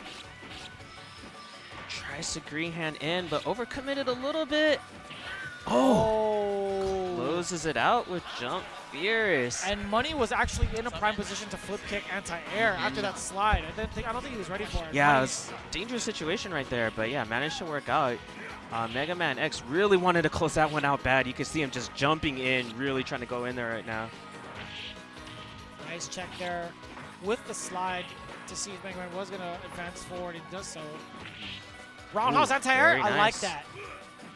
Tick, throw, SPD. All right. Okay, flipping out again. Oh, ready this time. Oh, boy. Yeah. There we go on the board. Yeah, chasing down the flip afterwards with that sweep, causing that stun, complete RNG. Yeah. MegamanX on the board with one game. Yeah, not committing too hard there, knowing that the flip was coming. So just, you know, did something, let it whiff, chase him back down. Very, very solid read there from MegamanX, putting himself at a game. Money opting to go for the wall dives now. He's adapting. He's adding more layers to it. He'll take that trade 9 times out of 10. Yeah, definitely seeing a little bit more mobility coming from any side, changing it up, seeing what if MegamanX is ready for these lariats. But, you know, wall dive, you can look at that. It's so easy to control the spacing of it, where you can get at just the right angle, hitting there with the tip of his fingertips. Oh, okay. Oh boy, I was going to say MegamanX did get the air-to-air. He wasn't going to die to chip, but either way, Money still managed to clutch it out again in match point scenario. Back-to-back wall dives. Oh, getting the full roll off of that and the medium punch afterwards, the combo. Azuna drops super. And Money. Quick work there, 3-1 over MegamanX, ending it with the super of all things. I think he did he do super off the same side wall? Yeah, he went to his wall. Yeah, his That own is wall. gross. And then, yeah. That is... Yeah, really got that conditioning down, you know, going for just for the wall dives at first, you know. MegamanX thought another one was coming, hit forward just a little bit to throw him, and managed to close it out right there. Nice work there for Money. Moving Yeah, on very into good. the winner's side, MegamanX, who we saw, we talked about him a little bit in the H bracket, one of the guys who placed. Yeah, really strong 15th Zangief last play year. right there, but yeah, just a little bit too hard for, you know, to keep up with Claw.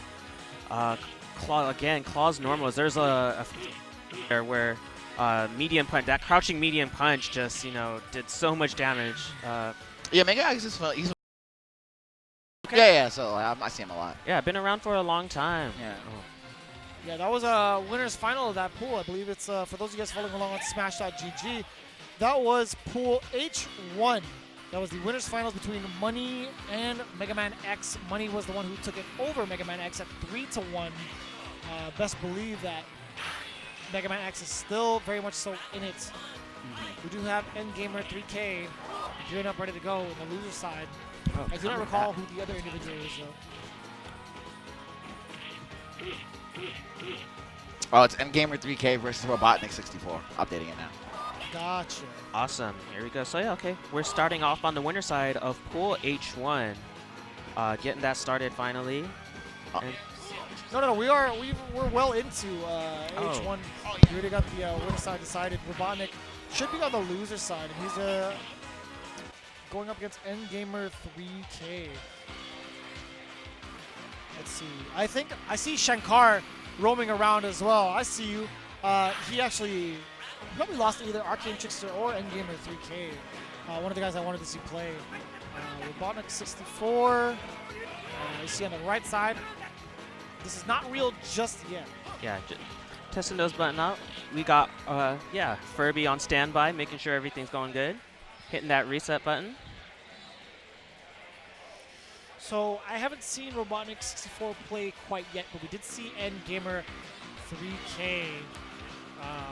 But we're going to be seeing some Sim play over here. Hell yeah. So Sim and Chun is a really interesting matchup. Chun, you of course got that low forward, but a lot of Sim's moves can actually go over it. So trying to drill in right there, but goes right into the fireball.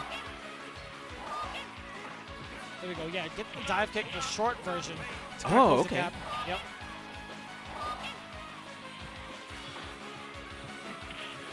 Oh, nice check there. The limbs are trying to chase down Chun-Li, but jump short is just so active. Yeah, stored super, my man. NGamer 3K. I remember he got stuffed 4 times. Yeah. By, You really had the answer right MegamanX. there, yeah, from that splash. But yeah, relying on Fireball, and Sim, not returning for Fireballs of his own. And NGamer 3K will go ahead and take that one. Yeah, he was an amazing fireball game, by the way.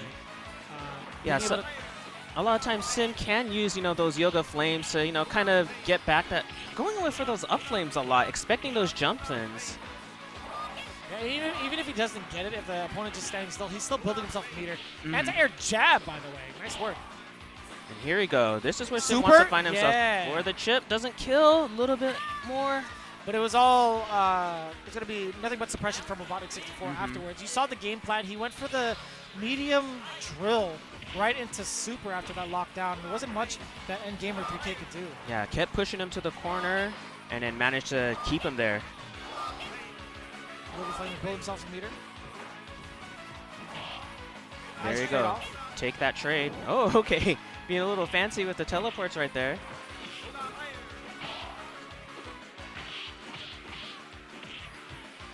Oh, but He's gonna land NGamer's into it. fighting Oh, back. woo. I was going to say, I thought he was going to land into the fireball, but it dissipated right in time. And NGamer closed the gap with the walk-in super. Yeah. But Robotnik definitely showing some, some matchup experience right there. Starting to change it up a little bit, change up his game. Started pushing him over to the corner. Ooh, trying to get that anti-air Yoga Flame, but all good. Oh, and here we go. Yeah, those throw loops are so scary for Sin. Yeah, it's a little problematic if you don't know how to deal with it, right? He can go into a meaty slide into a drill and kind of repeat over and over again, but Robotnik, he's keeping it nice and simple still. Oh, okay. Yeah, he still gets the damage. Goes over it. Interesting. I think. Okay.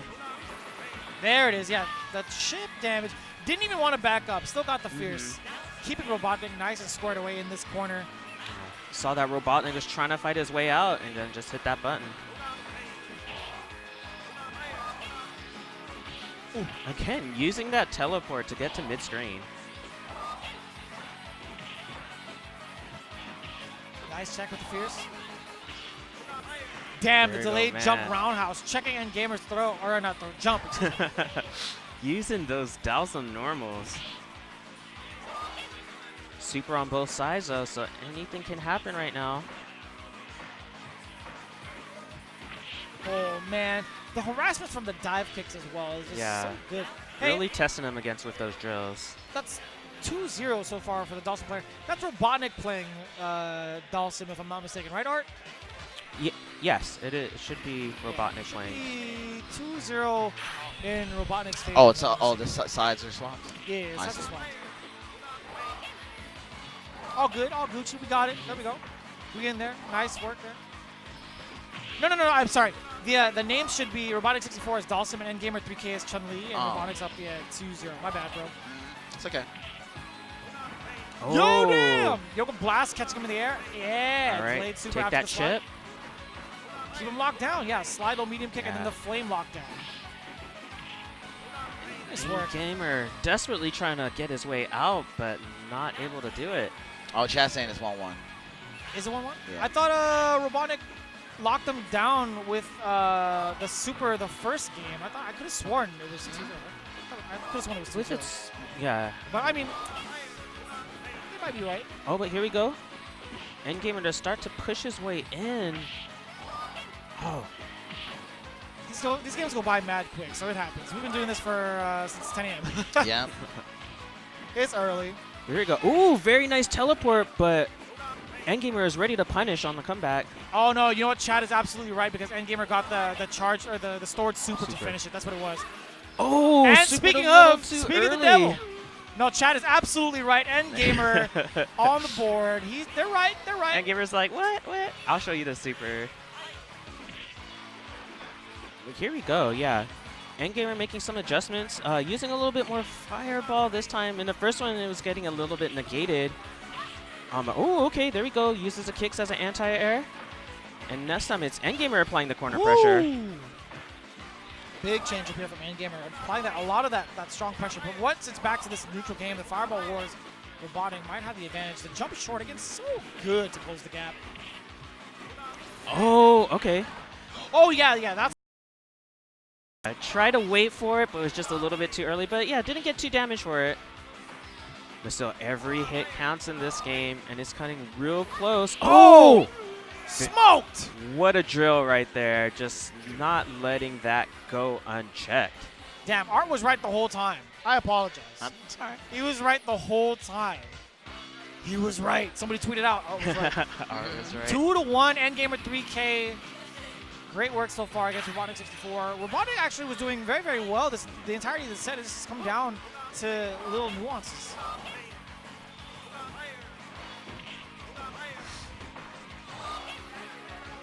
Ooh. There we go. Again, Oh, using they're a that drill to little get too in there. Yeah, the short drill kind of hit him, or hit Chun-Li way above where it should have. Ooh, look at those limbs. Yeah, Dhalsim has quite a good throw himself.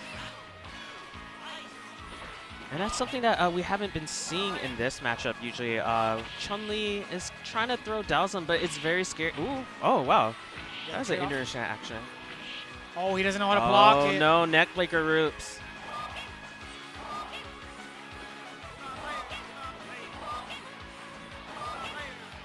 All right, Fireball Wars. Very That's something nice. you rarely get to see is the Yoga teleport. Yeah, the teleport has so much recovery. It's really hard to get one off. Oh, Just try to barely ran drill into it, yeah. over it. The trade-off, very much so in Gamer 3K's favor. The jump shot, again, very, very, very active. I don't even want to try to contest that with Dhalsim like that.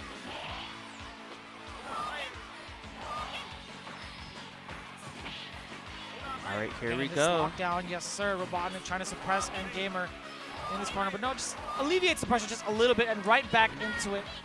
Oh, wow. Yeah, it hits on the way down. Spinning bird kick, you have to block it. Yeah, and managed to get out of the corner that way. So good stuff from NGamer. Very nice. Using those lightning legs to check any buttons coming from Robotnik's side.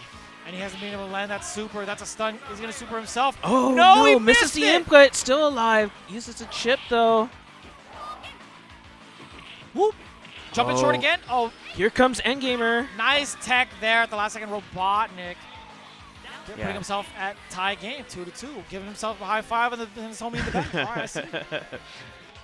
And I like how he did it in a way it was inconspicuous, like you couldn't tell that he was like yeah. giving his homie props because he's No, his very, left hand very is on the respectful stick. still. Yeah. He uh-huh. doesn't want to distract Endgamer. Yeah. I respect it. But here we go. Okay. A little bit too high on the jump short, still allowing Robotnik to get the nuggies. Oh, okay. Okay. There's a very nice slide under the fireball, and here we go. Here comes Robotnik.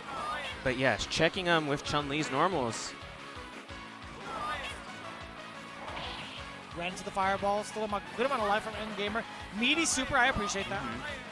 taking the damage when he can get it. Okay. Oh, and this is a hard situation. I like that. Yeah, the last time he contested it, he went for a throw to kind of stop any sort of pressure after the throw. Robotnik going for the dive kick, and then another sharp roundhouse dive kick into low forward. Nice work there. Yeah, checking that low button push. Oh, he's doing it again. Oh, and yeah, saw that the blocks on the neck breaker weren't there before, and then yeah, that's some good damage. It's free damage, if anything. He got it twice. The nugs. Oh! Ooh, close He one, might have yeah. wanted to drill. I feel like he might have wanted to drill. He's going to land on it? Lands on it. Oh, and You're still alive, but dead. that's it. The chip damage. Damn, that's unfortunate. That is one of Sim's greatest strengths. His super has so many versatile uses. You know, you can use it as an anti-air, use it as free chip damage, you know, use it as a counter poke. Even at the tail end of it, it's just so active. Yeah, too. It stays and out there we saw that earlier when he tried to punish it, and it still got clipped without, you know, Chun's low forward, which is such a great move itself. I feel like Chun-Li in that specific scenario, because she was in the corner, I feel like if she didn't commit to a jump normal, she could have wall jumped out of there to avoid that scenario altogether. But you know, I mean, like, No, in the heat of the moment, it is what it is. Yeah. In us viewing it from this perspective, we could say that all we want, but in the heat of the moment, it's an entirely different story. Yeah, yeah. And especially in a game like ST where, you know, every decision you make could be the end of your life, literally. So many TODs in this game. Very, very hard to pull off, by the way. Some easier than others, but still a good amount of execution involved in any sort of TOD. We do have Shankar going up to play. I see you versus King of Bums. I got the clap. Oh man, I wanted to see Shankar play earlier. He was in the same route as NGamerJK, who we just saw fall into. Oh, okay. Actually, no, that was like the other side of losers. Yeah, always a pleasure to see Shankar play. Also another community member who really supports his scenes, you know. For those of you who love Marvel too, you know, Shankar produced a lot of those classic Marvel, you know, Marvel competitions that we've seen back in the day. He was one of the guys who was behind it all. We're seeing him here. Combo Breaker playing Super Turbo. I believe he's also working some part of the tournament as well. So a big shout out to him, still providing what he can to the community. And here he is at Super Turbo going up against King of Bums, the previously dethroned king. He's back for vengeance once again. He survived the fall off the tower, but he's now in a wheelchair, confined to the wheelchair. No spoilers. No spoilers, please. That's it. I'm catching up myself. I only talk about season 1. Just to let you guys know, we're talking about Brand. For those of you guys who got the hint, it was just Brand. It's okay. I'm not going to say a damn thing. I know chat's out there going wild, I'm sure. Not yet. Not yet. I'm waiting for it to kick in, though. I'm giving it some time. Yeah, a little derailing off topic. You know, Game of Thrones is something I never thought I'd get into because it was such a long series, a long-winded series. Oh man, the rock paper scissors right out the gate, the rock to rock action. But eventually, people just started watching it, and it was piquing my interest. I started to like hang out with people who were watching it, and it caught on. They're talking about it, and you're like, well, I want to know too, right? To an extent, I just watched it with the homies. But anyways, we'll talk about that later. King of Bums, Shankar, Chun-Li versus Guile. Oh, going in for that throw right after the boom, walking it up. Chun returning it right his way. Ooh, got him out of that flash kick, and that's the power of Chun's normals. Oh, take that trade. King of Bombs. From that far away, you're in a very, very tough scenario. You can't afford to block it, so you kind of have to jump. I feel like neutral jump would have been the better option. Yeah, but Guile just has so much time after Sonic Boom because the recovery is so short. Exactly. And then, yeah, those legs from Guile, especially roundhouse, we're seeing it again. Ooh. Oh, okay. Getting reverse tick throat himself. But it's going to hit on the other side. Yes, sir. Nice. The follow-up, the 2 flash kicks in the super. Oh, hits him with that very late jump short. Yeah, might have been expecting like an empty jump setup right there, but yeah, that jump short just seals the deal right there, hitting him high. Yeah, and the way it hits, I feel like King of Bums can still set himself up for a tick throw, jump in short. Oh, definitely. You can either delay it on hit to get a throw, or or immediately go into the throw after a block. But granted that it hit, he could roll forward, and he just did so there to Pick kind him of right up. add more pressure to it.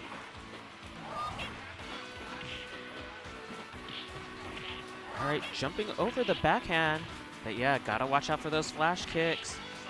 Something that Chun does, you know, we were talking about it earlier too with, you know, Guile having a flash kick, you know, just having that down-up anti-air really, you know, means something, especially in this game where the input buffer is so precise. You know, when you do a DP, you have to do, there we go. Again, yeah, reading those jump-ins and just waiting for him to make a move to jump in. Nice and easy stuff there from King of Bums, not taking any sort of big risks, maintaining his charge, playing the fireball game. The ground game has been spectacular so far. Oh, okay, jump short there, but still flash kick. He went to the skies again. Shankar gets stuffed. 3-hit combo. Ready with that cross up. And King of Bums controlling the corner right now. Putting himself on the board with another one to be up 2-0 over Shankar. Shankar down 2 whole games with Chun-Li. I feel like it's not really working out for him too much. He is trying to get his offense going with a jump short entry point, but it's not working at all because King of Bums is always finding a way to stuff him out. Yeah, using that full arsenal of Guile to just keep him out with those legs. Oh, again into the boom. Oh! He's just eating him raw. Yeah. Oh, it's unfortunate. And yeah, that's another throw. King of Bums is really ready with that throw. Jumping into it again. This is looking hard for Shankar for this round. Okay, using Netbreaker to go over the boom this time. The pressure there. Stand fierce, stand strong. Oh, letting the Chun-Li Fury fly. I heard a million buttons and I didn't see a single action. I don't know what that was. Oh, wow. I heard a million buttons coming from Shankar's stick. My man presses buttons like there's no tomorrow. I don't know what it was. But the stare down. Oh, man. King of Bums coming up on top with that flash kick, though. Oh, again. And Shankar, yeah, just trying other things right now. Not really sure what to do to keep himself alive. Oh, but there we go.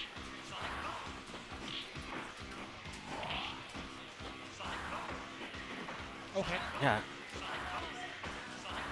Yeah. Nice and easy. Yeah, he's playing the life lead game as well. Throwing out any sort of fireballs to dissipate the other sonic booms. Yeah, gets the jump in. Takes that trade, and there we go. Shankar's adjustments working out well for him. Let's see if he can use it to seal the deal and get himself on the board. Flash kick, anti-air. Now he's going to keep him locked down. King of Bums following through after the sonic booms as well. Yeah, crouch fierce. So active. And all of Guile has so many normals and, you know. Crouch fierce. You can't jump in while my man has so many anti-airs ready for Shankar. He's reclaimed the throne. King of Bums. The King of Bums. Taking down Winterfell. What? Yeah, really, really trying to, fight his way back up to the top after that fall from grace. Yeah, that's right, man. King of the North, the new King of the North. Yep. Or King of the South, King of the down is what it is. Or actually, you know, the King of the no coast. No. Yeah, you're right. Hey guys, it's max CPM time. Gotta run some ads. Oh, okay, cool. Yeah. So like I guess like it's like 8-minute break, whatever. All right, we're gonna take a quick break with more Super Turbo coming afterwards. We appreciate each and every one of you that have been tuning into the Super Turbo action all morning long. Again, Hagare here, throwing it down with myself, Vicious. We're gonna be coming back after this quick break. Do not go anywhere. We'll see you soon. Stay tuned, y'all. All right, yeah. Oh yeah, I talked to her. I'm like, hey. Oh, I didn't see you there. Sorry. We're gonna take a quick break. We'll be back with more Combo Breaker 2019 in just a little bit. Oh.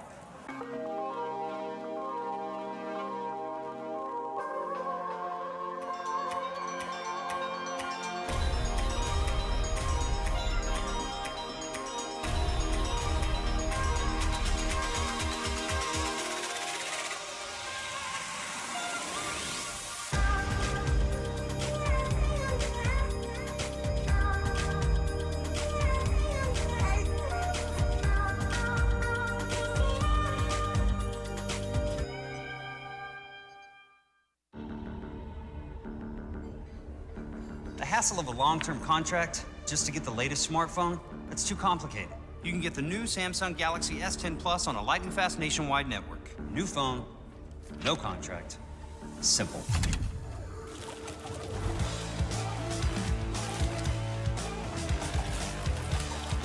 Get truly unlimited 4G LTE data for just $45 a month. Simple Mobile. Out with the old, in with the simple. Hopefully you've been enjoying Combo Breaker 2019, but the fighting game action does not stop there. Next weekend, May 31st through June 2nd, is DreamHack Dallas. You can see all the fighting games listed over on... Up and away, and of course, you know, gotta watch out for that bite throw. Very scary. Oh man, it's fresh too. Look at that shirt. But yeah, Vic Viper over here with that O.Ken, with that light DP. You know, one of the best DPs ever. But yeah, you know, having that fireball is really helpful against Blanka right there. You know, Nice work. eliminates a lot of his roll-in options. But yeah, you gotta watch out for that hop roundhouse, that hop short. Because once you Oh, that's it. Yeah, okay, I was about to say. oh, but wait a minute. Jeez, I lied to you all. He Wow. wasn't ready for the throw. Oh, Nope, doesn't no, matter. a little, Doesn't yeah. matter. Just barely snuck it in there. That's And- very interesting how you still get the flash even though it was time over. Mm-hmm. That was very weird. A Grand K was just like, what happened? Yeah, no, the time was way, way out. So, But yeah, Vic Viper managing to close that one out using the lame fireball game to keep Blanka out. yeah, I mean, if he hasn't gone through the first layer, why change up the strategy? So he's gonna Exactly, keep going exactly. through with it. Yeah, and Blanka is definitely not a character you want next to you. You know, I was talking about earlier about that flight or that bite, but you gotta watch out for that jump medium, jump short. Woo, DP. Crosses up and it's so active, but here we go. Yeah, you saw him trying to go for it, but Vic Viper was ready with that DP. Really unfortunate because Blanka has such a high arcing jump. Despite it being faster than most, it's still a very interesting trajectory where it's just a sharp jump up and then immediately down. Still grinding Shotos a lot of time to Get DP, that DP after ready. jumped fireball. Yeah. Damn! That was Wow, sick. right off the bat, knew a button was coming. Nice Oh, work. but here we go. Ready for it. Vic Viper is just on point with these.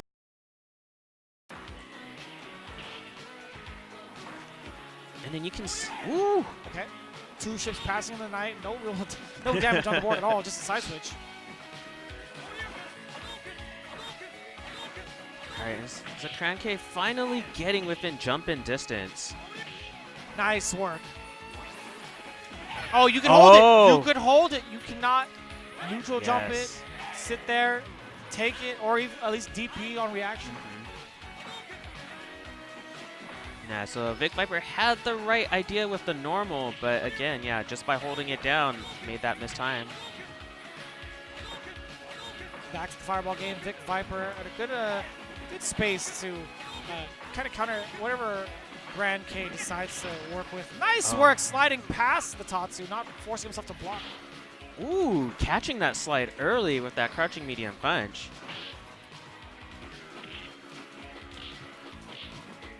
Oh, and here we go. Okay. 3 jump shorts in a row. Oh. But you can't get away with it forever, man. Yep. It's going to cover it, especially with O.Ken having a DP like that, covering way above where it should. Again, this is pool H2 for those of you guys following along. H2. All right, and yeah, Vic Viper just going to throw him away. But you can see Vic Viper's being a little bit more patient with his fireball. XagrandK showing that he will, try to slide under them, but Vic is also ready for that with that crouching medium punch. Oh! Yeah, seeing the pause right there, and Vic going in for the kill. Yeah, not a lot of adaptation made from XagrandK just yet.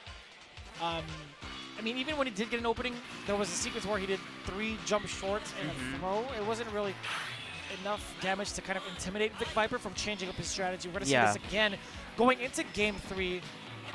A little reluctant to throw the fireballs up until this point. Now it's going to be this kind of tone for the rest of the match. Yeah. And hitting them with that anti-air sweep. Or trip guard, if you will. Ooh, okay. Yeah, a little bit late to the punish on that. Didn't get a punish at all, actually. Blanka ball. The last time he punished that was with crouch fierce, a little safer to do that option if you don't have the charge, right? Okay, gets the Blanka ball this time. Finally seeing a little bit more from XagrandK's side. Yeah, navigating through these fireballs a little bit better right now. There it Jumping is. over one and being a little bit more patient instead of trying to go in immediately to just like that, getting hit with that DP. I was pausing a little bit there, and then, that got him a little bit more mileage on the damage through. Again, It's funny, you mentioned right when you said it, having a little bit more patience navigating the fireballs, and then immediately into the jump. It's the classic thing when it comes to commentary, man.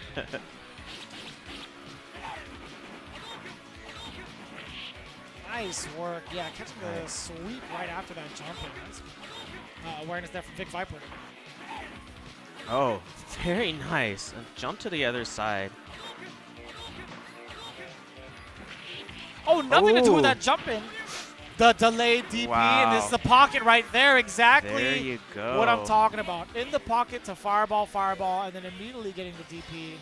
Yeah, Vic Viper, playing that classic O.Ken, fireball DP. And XagrandK just didn't have an answer for it. He's pretty salty about it. Yeah, He's pretty salty about it. I could see it. I could totally sense it. But you know what? I saw a little bit of unfamiliarity, in my opinion. My own unbiased opinion. But it is what it is. He's still got plenty more to work with as he's moving on into the loser side of things. Definitely, still in Vic there. Viper is moving on to the winner side. Again, for those of you following along, it is the H2 bracket. We finished H1. Oh, okay. The entirety of H1. If I'm not mistaken. We did see that right before we went into break. If anything, if there's any other matches that come out of H1, it's probably the rest of the loser side, and that would be quarter semis and semifinals leading into losers. I do see two familiar faces gearing up. It is King of Bums himself going up against Robotnik64. And that is 100% a loser side match from H1. So it is, again, like I mentioned before, trickling down from H1, a little bit of the stragglers, and then afterwards, once we're done with H1, back to H2, right into the swing of things. And then, I know a lot of y'all local homies out there, the Chicago homies, were rooting for your boy, Xagrand. I went over to Logan's Arcade around here in Chicago a few days ago, where a lot of the Chicago ST players were playing, and XagrandK was telling me that he was really looking forward to, getting it real done in ST. Although he did say that his main game was Windjammers, so yeah. Damn! Yeah. Windjammers professional. Yeah, so yeah. That's what I'm talking about. Hoping that's going well for him as well. Now here we go, checking those buttons. Yeah, and Guile's got all the buttons, definitely got a normal for every situation. Oh yeah, that goes without saying. My man has every sort of party favor, man. Honestly, he's got it all. Despite having only 2 special moves, he has some of the best normals in the game. Yeah, that's just been his character archetype in the whole Street Fighter series, pretty much. Yeah, and we talked about this. I talked about this with TeamKhris the other day on commentary. And he mentioned that in High Score Girl, the anime, they emphasize how good Guile's low medium was. Yes. And then they did that in the manga as well, the Daigo manga, where they actually did like a full panel of how good Guile's normals really are. Guile low forward the guy. But here we go. I believe we're going right into it. King of Bums versus Robotnik64. And yeah, speaking of good normals, we also have Dhalsim coming up. And someone that could kind of contest Guile in the Fireball game as well, having a versatile toolset with projectiles. One being Yoga Fire, pretty good, and Yoga Flame. Yes, both very good to negate those fireballs, but also you can use those drills to, quickly get over a boom unexpectedly. Yeah, this match is terrible for Guile. He got a 2-piecer. He got low, medium kick to low, strong, nice link there. For Robotnik getting himself the first round, and as Art just said, this is a terrible matchup for Guile. Yeah, a lot of those tools that Guile has just become completely negated by Sim being over there on the other side of the screen. Yeah, even if Guile blocks the low fierce from the Sonic Boom trade, Dhalsim will still be able to block in time. Yeah, that's how bad it is. That's really bad. Oof. Oh, and there we go. Stun. Seeing angels. Super seeing the devil afterwards. Quick death, cook him up. Robotnik straight in game 1 over the King of Bums. Yeah, I guess, kind of with the claim to the fame with that tag over there, keeping it real speedy. But, oh, okay. We're seeing a character change from King of Bum. Yeah, I mean, it is better, but still the same problems as Guile. Yeah, You can no, still low fierce under the max out pretty consistently. a little bit more on the offensive side is DeeJay compared to Guile. Yeah, for sure. Yeah. If he gets the cross up, it's a wrap, but Sim has perfect anti-air against DeeJay. Damn! Yeah, Perfect you're right. anti-air. So we got Real 2 quick. low forwards linked. Immediately went for the roundhouse drill to kind of get the throw in range. The man is And slick. yeah, picked him up. Yeah, ready for it. And yeah, it's looking like this is definitely a sub-character kind of pick for King of Bums. Oh man, that thing is so active. You can't even risk it. Yeah, gotta be real careful when you're standing up there. Nice check. Very nice Neutral air to jump, air. medium kick. Oh, Nope, okay. other side. There we go. Oh. Oh no, he's Oh trying. no. Oh, but he managed to tag him though, so He he's should've- still in it. Yeah, he could have done roundhouse drill. Landed on the Jumping fireball. right back into it. And I like that. Using the screen Yeah, his to advantage. scroll him into it. Yeah, and that's the thing that Art was talking about. Yeah, despite having a projectile, Dhalsim still has limbs to kind of go under it, but in that specific scenario, he was willing to take any sort of trade because of the life advantage and how King of Bums was only down to a pixel. Yeah, so Robotnik going up again. And then, okay, King of Bums, yeah, sticking with DeeJay. Trying to see if that more offensive style of a charge character can work out for him. He still hasn't got one cross up yet. Not at all. You know, he hasn't even had the opportunity to even be in that scenario.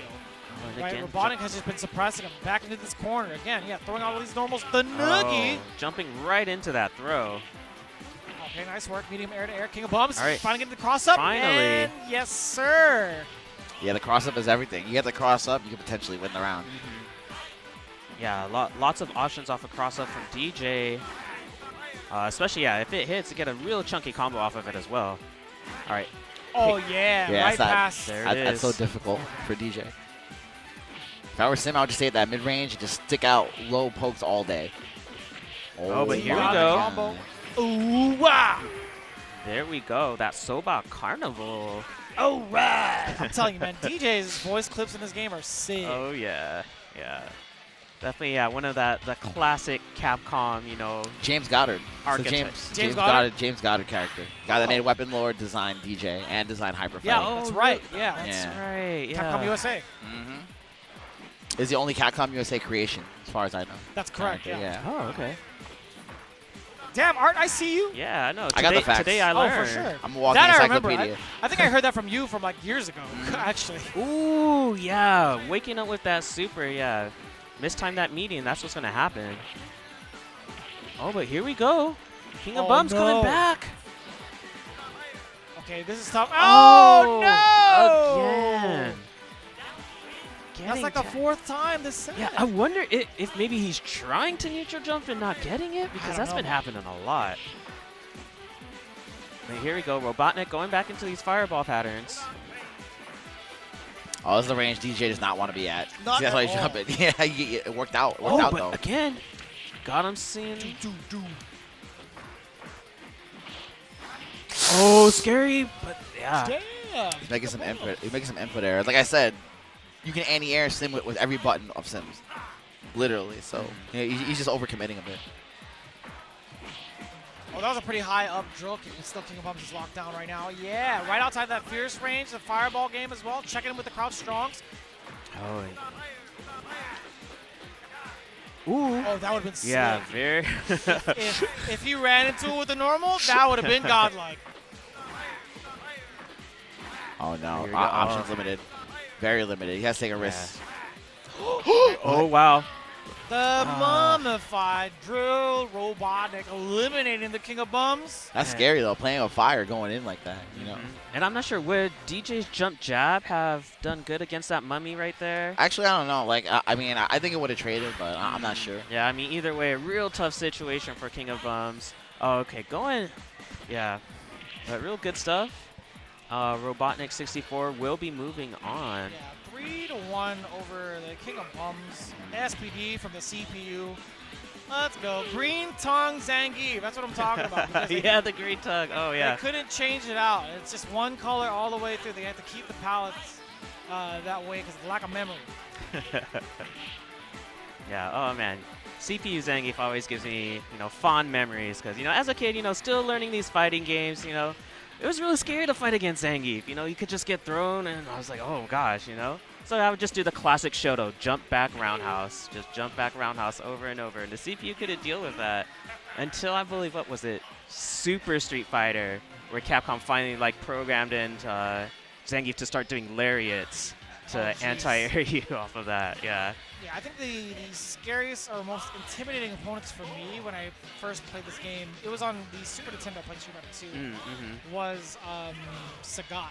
Oh, CillGod yes. was the toughest. Yeah, you get there, yeah. You know, you're cruising through the first few characters. You know, you beat Boxer. You're feeling all right. Beat Claw, maybe that's a little bit of a tougher one, but then CillGod comes out over here. Tiger uppering you all over the place. Yep. Nasty time. Yo, big shout out to everybody in the chat. We bumped up the numbers. We went from 400 to 460. A little over 460 in a matter of like a match and a half. That's what I'm talking about. Nice. Like I'm clinging on to that spooky squad stream for dear life over here. Yeah. I like it. Hope you guys watch the squad stream. Yeah, we appreciate you guys from everywhere, all across the country, maybe international. We appreciate and welcome you guys over to Super Turbo Action. We are going through Pool H2 still. Up next is POS Industries and CillGod, and the winner plays Vic Viper. Oh, okay. Okay. POS Industries, CillGod. We have some fans for CillGod in the chat. So where this is at in the bracket, again, this is H2. This is the winners semifinals, and as Art just mentioned, winner of this goes on to fight Vic Viper. All right, looks good, and looks like we're going right in there. We got New Ryu versus Chun-Li. Two characters we've seen for quite some time. Actually, it's just a button check. No, this is a check. This is a check. Actually, on the contrary, it might be the actual characters, but POS Industries halted the game immediately after. Yeah, it looks like there's something going on. Yeah. Art's on the job. Let's go, Art! Yo, while Art's not here, I'm going to talk to you guys personally, chat. Yo, my man works hard. Give this man a follow.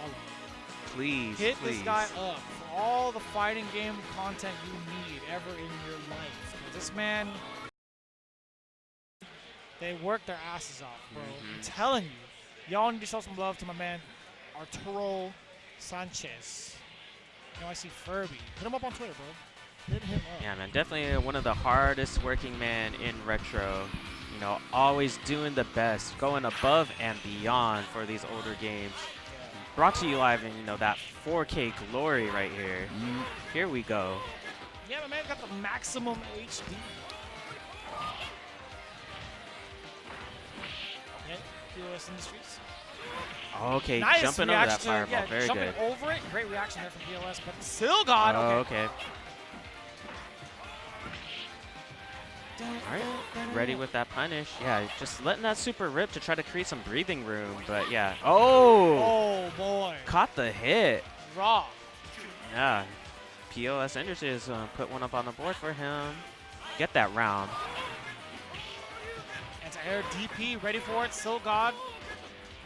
Yep, trying to fake out. Man, POS has actually successfully jumped over 2 fireballs on reaction. Oh, but there you go. Yeah, one of the Ryu's biggest strengths is having that fireball that knocks down. Yeah, the red fireball. That's right. A little bit more damage. Ooh. Ooh. Nice. All right, there you go. Closing out with a DP.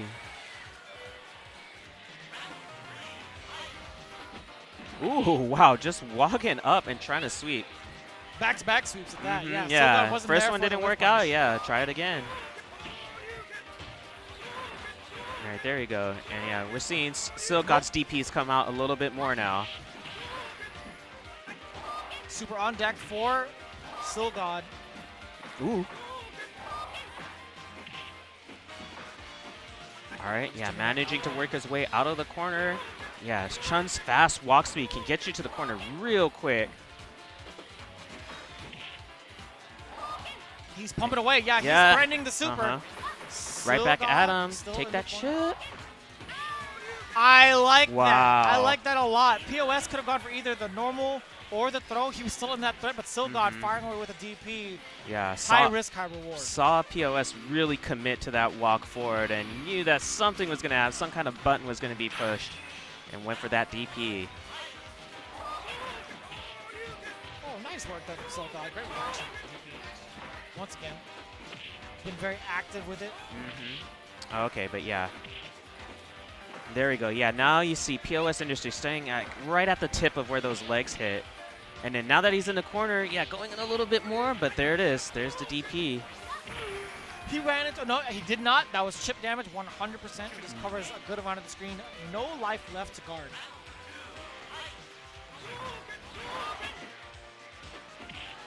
All right, and again, yeah, POS Industry just walking, doing whatever it takes to walk into that range of the crouching forward. Yeah, getting hit with a few fireballs on the way, but yeah, you know, Ryu is pretty chunky with his damage, so yeah, definitely have to watch out for that one. Oh, yeah. Neutral jump on the way down. Hit that DP, man. Check him. POS Industries, despite eating a ton of Dragon Punches, he's still not deterred. He's still going to walk up, check with the sweep, see how CillGod's going to react. Damn! Ooh. Okay. Dragon Punch again. Yeah, okay, just waiting for that DP this time. Back to back, that's the classic. And POS Industries Double shook his head in DP. disgust like, you delinquent. Okay, gotta watch out though. Yeah, Super's damage right is there, threat. so that, yeah, there it is. He doesn't want it. He wants DP. I lied! That was slick! Waited for the projectile itself, reacted appropriately with the super punish. Nice work. Yeah, I could see that, yeah, that down crouch, that signature crouch whenever you're trying to push that deep or that super. Yeah, real good stuff from CillGod. Yeah, whenever you see a Ryu pumping away, crouching, he's 1000% buffering. Quarter circle forward twice.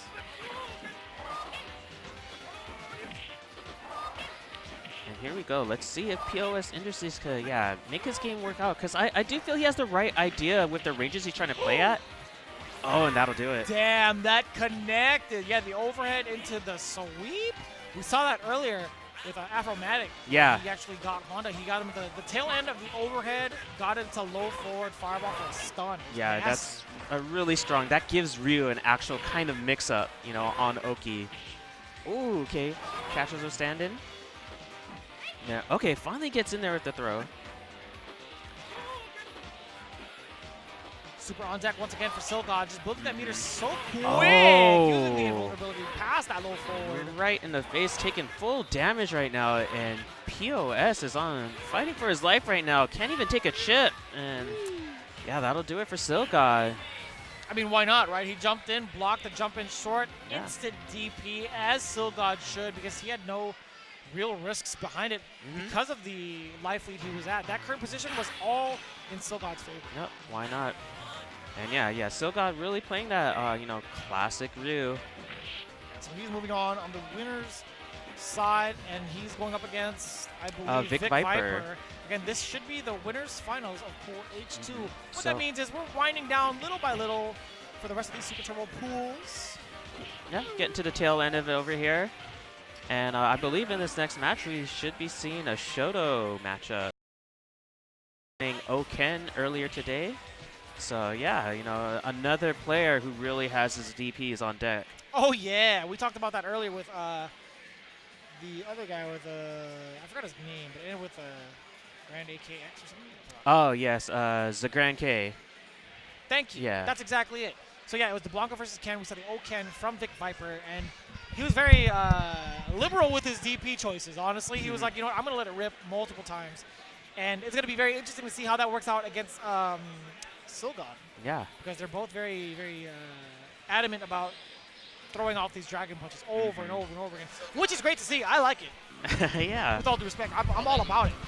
Let it rock. Oh, so we're going to see a mirror match right here. Ooh, the call-outs is real. Oh, yep. O.Ken versus O.Ken. Let's go. Oh, if it went to back-to-back fireballs, I would have got hyped. The little things. Yeah. All right, and here we go. Yeah, content to play those fireball wars right now. See who can come out top. Who's got their execution? Oh. And again, it's two O.Kens, by the way. So I mean, oh yeah, he tried to DP to go past the fireball, and then as soon as he recovers, goes into the fireball. There it is right there. Yeah. Big Okay. jump in, but can't get enough off of that because of the angle and the timing of it. Vic Viper winning this war right now, and the jump in nice we and easy go. with the reactions. No, and this is that classic Shoto play that you're saying that happens in all of the early Street Fighters. You know, Fireball Wars, who's going to jump over it? Who's going to really, you know, commit to jumping over it? You know, sometimes you'll see a neutral jump, but you got to be careful because that slow Fireball can really tag you. Ooh! Right, and Vic Viper slowly inching his way forward. Oh, but here we go. CillGod turning the tables. Gotta love that little fake with the stand jab. Okay, this is very interesting. CillGod now in the pocket. Yes, that's exactly There what it I'm is. talking about. We mentioned this the entire weekend. Anytime a Shoto gets you in that specific pocket to throw out the meaty fireballs and enforce another fireball afterwards, you still have time to DP if they choose to do the jump option, jump escape option. Yep, the classic fireball trap.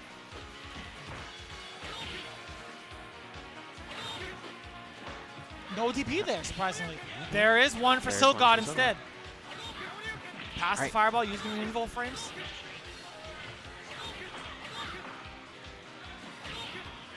Ooh, Vic Viper got knocked down.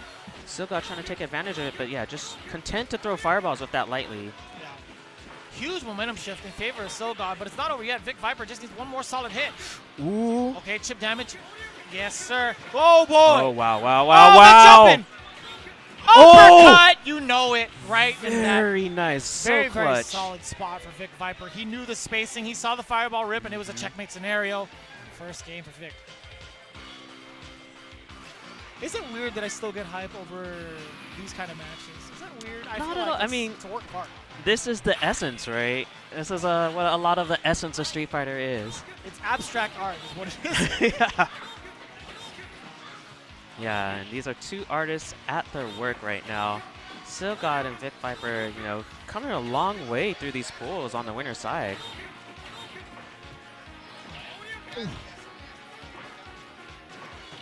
No response there on the jump in from Vic Viper. CillGod, he's getting into that zone right here. This is it. This is exactly Yeah, a bad spot for Vic Viper. And again, he puts himself, he spots up for the shot. yeah, toeing the line. Nice and easy from CillGod. The fundamentals showing from this young man. Actually, I don't know how young he is. He looks young. But again, being in that pocket, just keeping it nice and tight. The only way for Ken to actually escape that is using that DP at the right moment. Yeah, to disrupt yeah. the timing. DPing through that fireball and hoping that, you know, that messes up their timing. You know, you could gamble it all the way on a jump in, but, you know, the Kens are always ready to DP after that. Oh. And here we go. Big This turnaround time, for Vic. Vic Viper looking good. There you go. Adaptation. Nice work there from Vic Viper. Huge victory on his behalf. Like 80% life left. I really love that when they just, you know, give each other a Hadouken high five. Yeah. And there were a couple times where Vic Viper delayed the fireball. He walked forward just a little bit to gain advantage Yeah. in that kind of exchange against CillGod. Some of the little subtle details to push CillGod into the corner. Yep. Right? Vic Viper has a more likely chance of getting himself in the scenario where he's in the pocket to kind of bully with the fireballs, get ready with the DP. But CillGod doing great work, staying persistent with the fireballs. And there's so much you can actually say about fireballs being thrown on the screen. You know what I'm saying? Like, Yeah, definitely. how much more can you explain this scenario? You got to look for the small details. Yeah, just create those little things, you know, creating that little bit of space control, you know, just a little bit more inching forward. Ooh, big jump in right there. But running out of time. Oh, another one. Just going in. Oh, no, but the animation on Ken's throw is a time killer. Yeah, it's a little bit too slow. The damage doesn't happen until the very end. So, yeah, very unfortunate for CillGod. But Vic Viper will be picking that one up again. And, yeah. Looking real good here. CillGod's almost there, you know, almost every time, but just at the end, Vic Viper just manages to rally it up, you know, change his playstyle just a little bit, you know, change his timings up a little bit. Right there, you see him incorporating a few more jump-ins now. Oh, such a big throw into the corner. Oh, I think he might have overcommitted. He overstepped his boundaries there, getting up close with CillGod. As soon as he got the sweep, it kind of reset the situation. Landing on a fireball, Oh. unfortunately. Oh, Try boy. to Tatsu over it. Oh, this is some trouble for CillGod right now. DP, you have to DP. There it is. Yeah, disrupt the timing. Now you take a turn back, fight out of the corner. Exactly. Finally jumps over. Oh, the big jump in from Vic Viper. Now it's put himself That'll do at it. match point. This is great. I like how persistent both individuals are when it comes to the fireball game. Oh, okay. Going for the fireball fake right there. Still, yeah, that light kick gives you enough time to recover.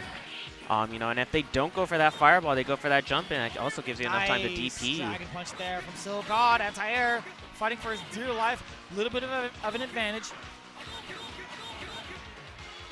Oh, okay. Damn! Oh, that would have been crazy. Yeah. After that, it could have been a stun. RNG.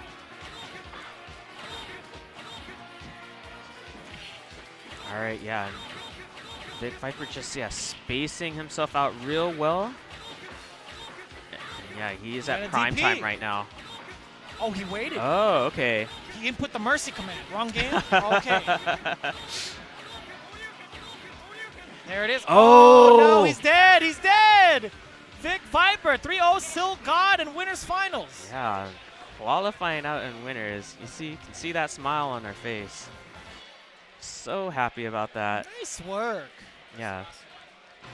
Nice work, man. Yeah, and I saw earlier, Curly W is, posting about how managing to put Vic Viper in all these pools is really difficult. I believe she entered 16 games. That is ridiculous. Oh yeah, Vic Viper. Yeah. She's the GOAT. Oh, so that was the last match on stream, so we're going to be switching to Third Strike now. All right, cool. Well, great news, everyone. You guys are going to be rewarded for all your patience. We got more Street Fighter action, but we are going to change gears into Third Strike. As Art just mentioned, we ran through a good amount of pools today. I believe we had the G pool and the H pool for those of you guys following along on Smash.gg. And man, it was pretty wild. Yeah. It was pretty damn wild. Yeah. Some good stuff. Yeah, had a lot of fun. There's still more ST action to come. There will be ST tomorrow, the ST Top 8.